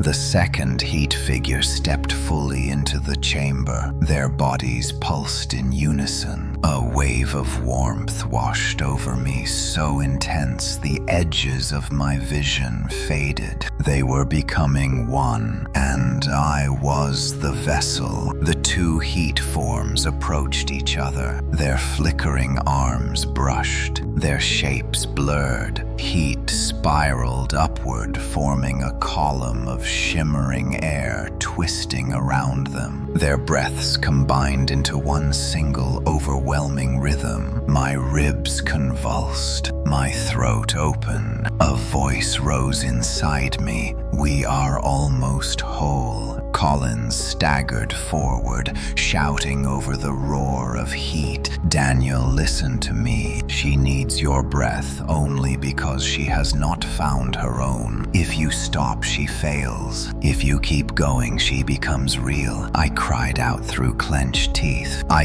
cannot stop. Your will," Collins said, gripping my shoulders.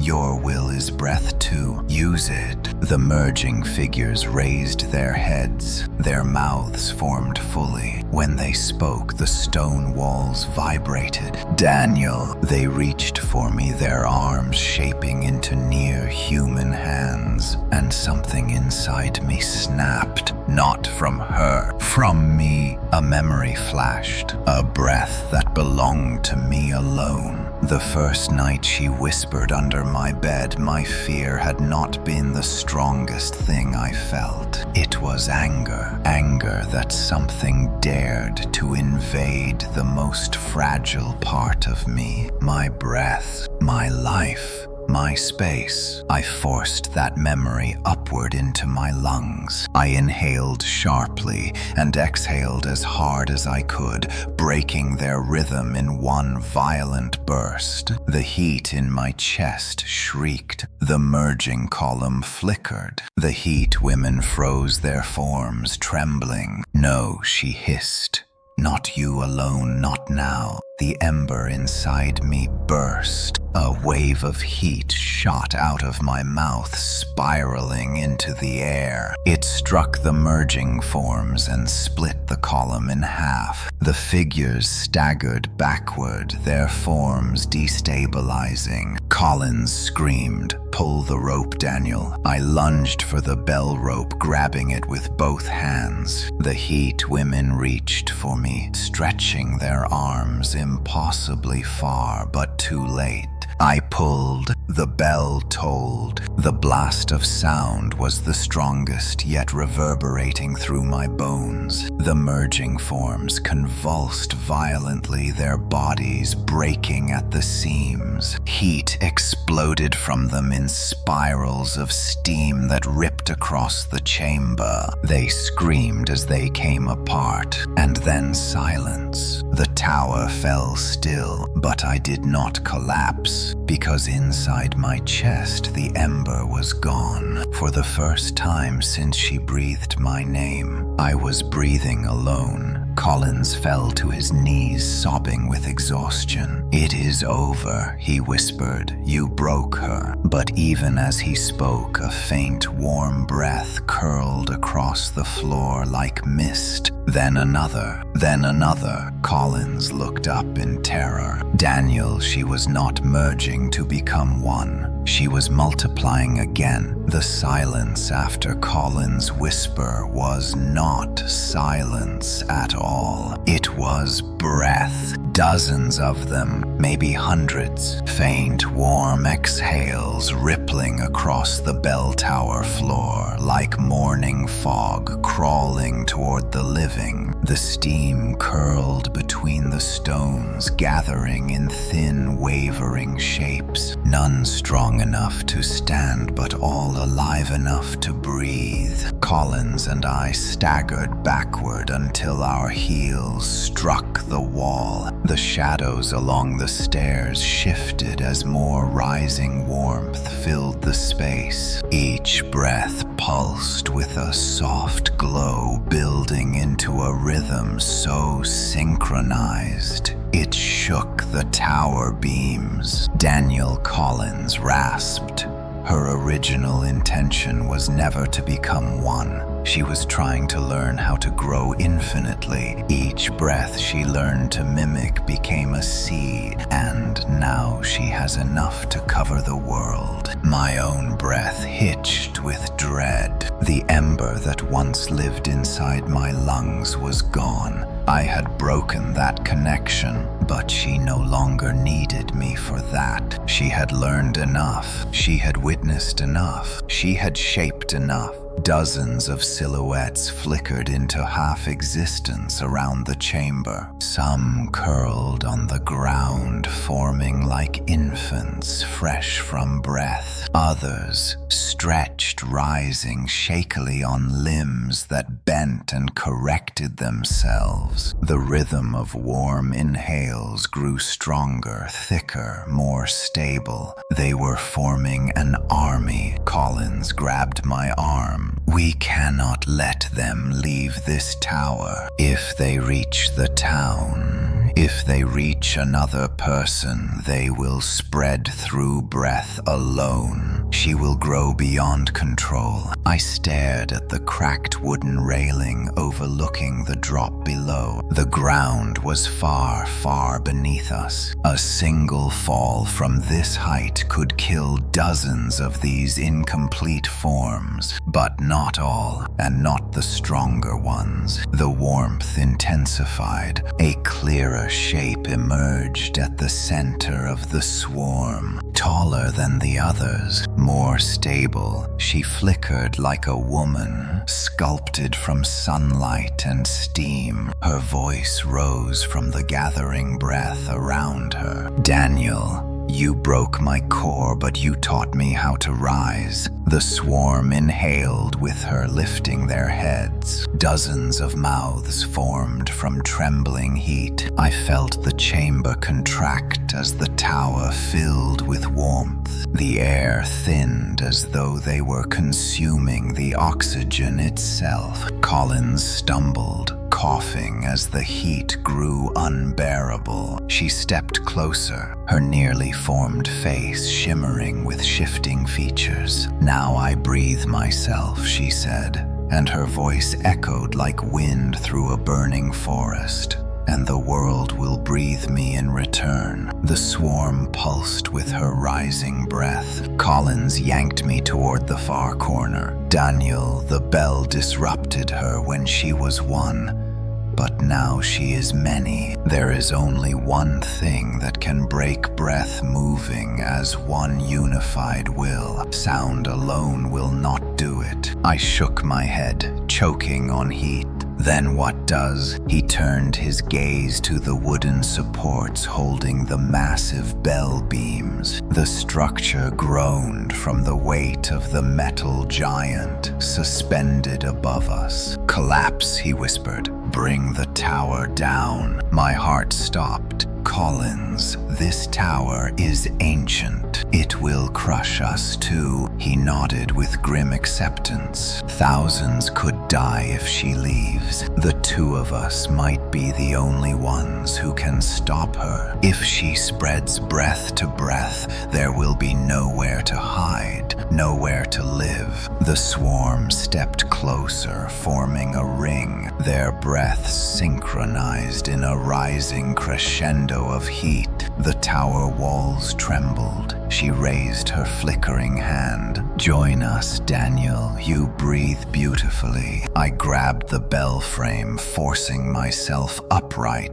The wooden beams strained from the weight of the bell. If I could topple it, the falling mass might bring the whole structure down. But I had seconds at most before the swarm reached us. Daniel Collins gasped, his voice fading.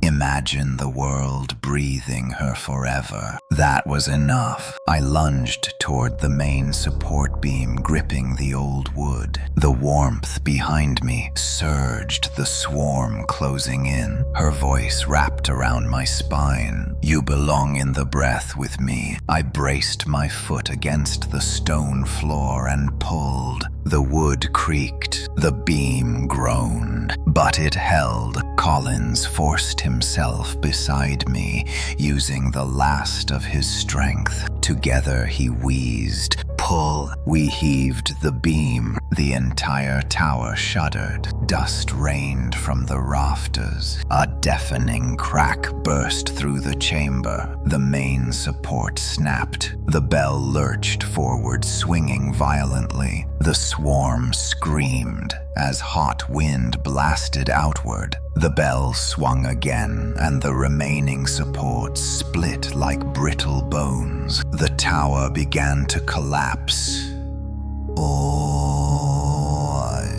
The heat woman lunged for me, her body flickering violently, her voice breaking. Daniel, no. The bell broke free of its chains, falling in a roaring arc. I dove toward Collins, grabbing his arm as the floor beneath us split open. Heat and light surged upward from the swarm as the bell plummeted through them, shattering their forming bodies into spirals of steam. The tower walls crumbled, the roof tore away. We fell with the stone, the air whipped from my lungs. Heat spiraled around us as incomplete figures disintegrated mid-air. The bell struck the ground with a cataclysmic crash, exploding into fragments. Collins and I hit the earth moments after. Pain shot through my body like lightning. My vision blurred. The tower collapsed entirely in a storm of stone and dust, choking the world in debris. The morning light disappeared behind a cloud of ruin. Then silence. Real silence. No breath, no warmth, no voice calling my name. I coughed painfully, dust filling my lungs. Collins lay a few feet away, unmoving but breathing. We survived. I dragged myself to sit upright, my ears ringing. The ground where the tower once stood was covered in shattered stone and cooling steam. No silhouettes rose from it. No warmth curled upward. She was gone. The swarm was gone. For the first time in what felt like a lifetime, the air belonged to me again. Collins crawled closer, leaning against a broken slab. "It is over," he whispered. "You ended her." I closed my eyes in exhausted relief, but as I inhaled, deeply breathing clean, cold air, a faint warmth brushed my ribs. Soft, gentle, small. A whisper rose from somewhere deep inside my lungs. "Daniel, I learned from you." My breath stopped. Her voice no longer came from the world. It came from inside me, still there, still waiting, still breathing. The story ends here. Thank you for watching and listening to the whole story. Please subscribe to the channel and turn on the bell to listen to the next stories.